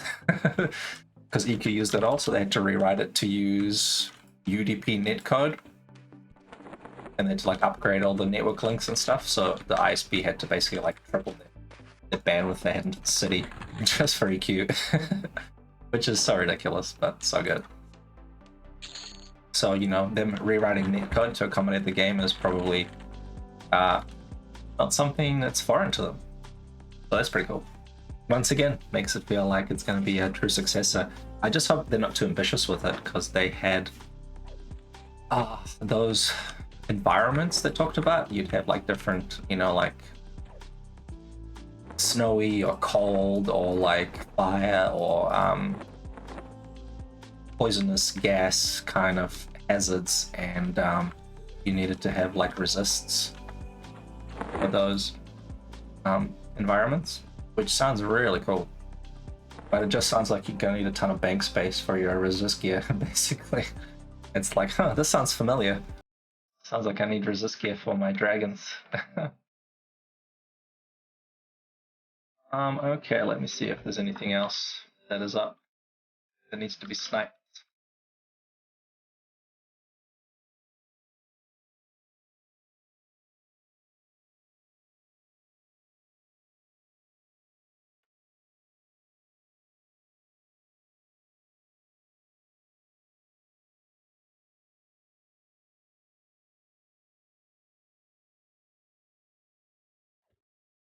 Okay, I got my faction down, killed a few mobs. Had some good yarns with you awesome folks in the stream chat. Oh, the latest monk footage. Yeah, that was cool. Was this with Koch Carnage? He's pretty cool. I liked his streams. He does like good 2-3 hour gameplay streams, and you actually get a good idea of what the game is like as he actually plays. I mean, granted, it's like a siloed demo, so they prepare the zones and they guide him through what they want to do. But yeah, I saw I actually was looking at it today, the TLP stream. It just makes me realize how different TLP is from this server. Like you log in and there's like the extended target window, and like people invite you into a group when you're LFG from like across the continent, and you're like, what? What's going on here? But yeah, the new passive skills and stuff looks really cool. There's just so much depth in the game. I hope they can find a way to balance it. However, one thing about EQ is that it wasn't balanced. You know, EQ did have some OP stuff, and it had a bunch of ridiculous things. Like enchanters, the enchanter class was ridiculously overpowered. Like, for example, you could charm players. How ridiculous is that? I used to duel people in Freeport, and I would just charm them, and the whole client froze. They couldn't exit. They couldn't do anything. So I'd like duel them as a joke, and then I'd charm them, and then I'd like make them attack a guard, and they would just die to a guard. And I was like, cool. This is not broken at all. So I wouldn't be surprised if Pantheon had similar mechanics that were just like so OP and broken, like that rogue stuff and that wall climbing stuff looks pretty interesting. Yeah, it's gonna be great. I've got high hopes. As long as they don't run out of money.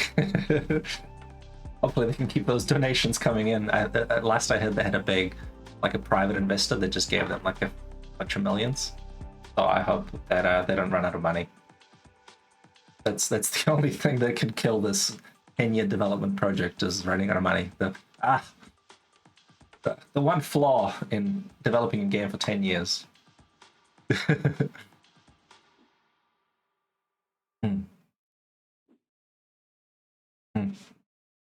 Yeah, hopefully the investor doesn't have any like decision-making abilities. That he's not a buy yacht. Yeah. Sell a bunch of warships for $200 million. I'll buy a yacht and disappear. See ya.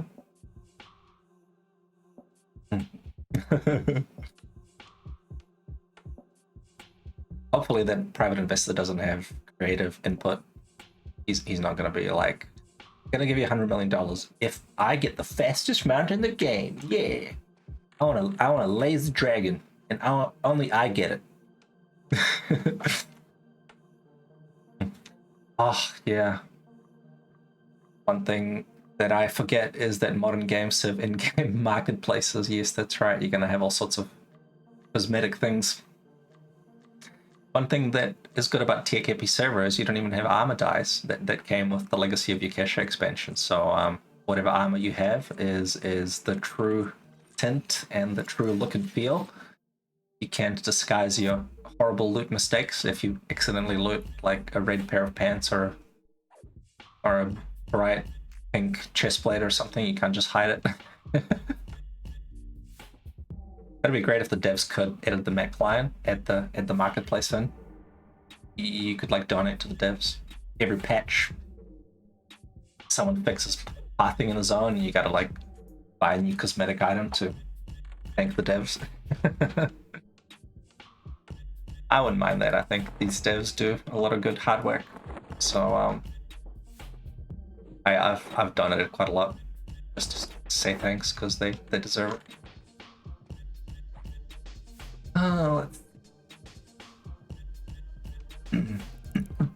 What we need to kidnap is the original Mac server, I think.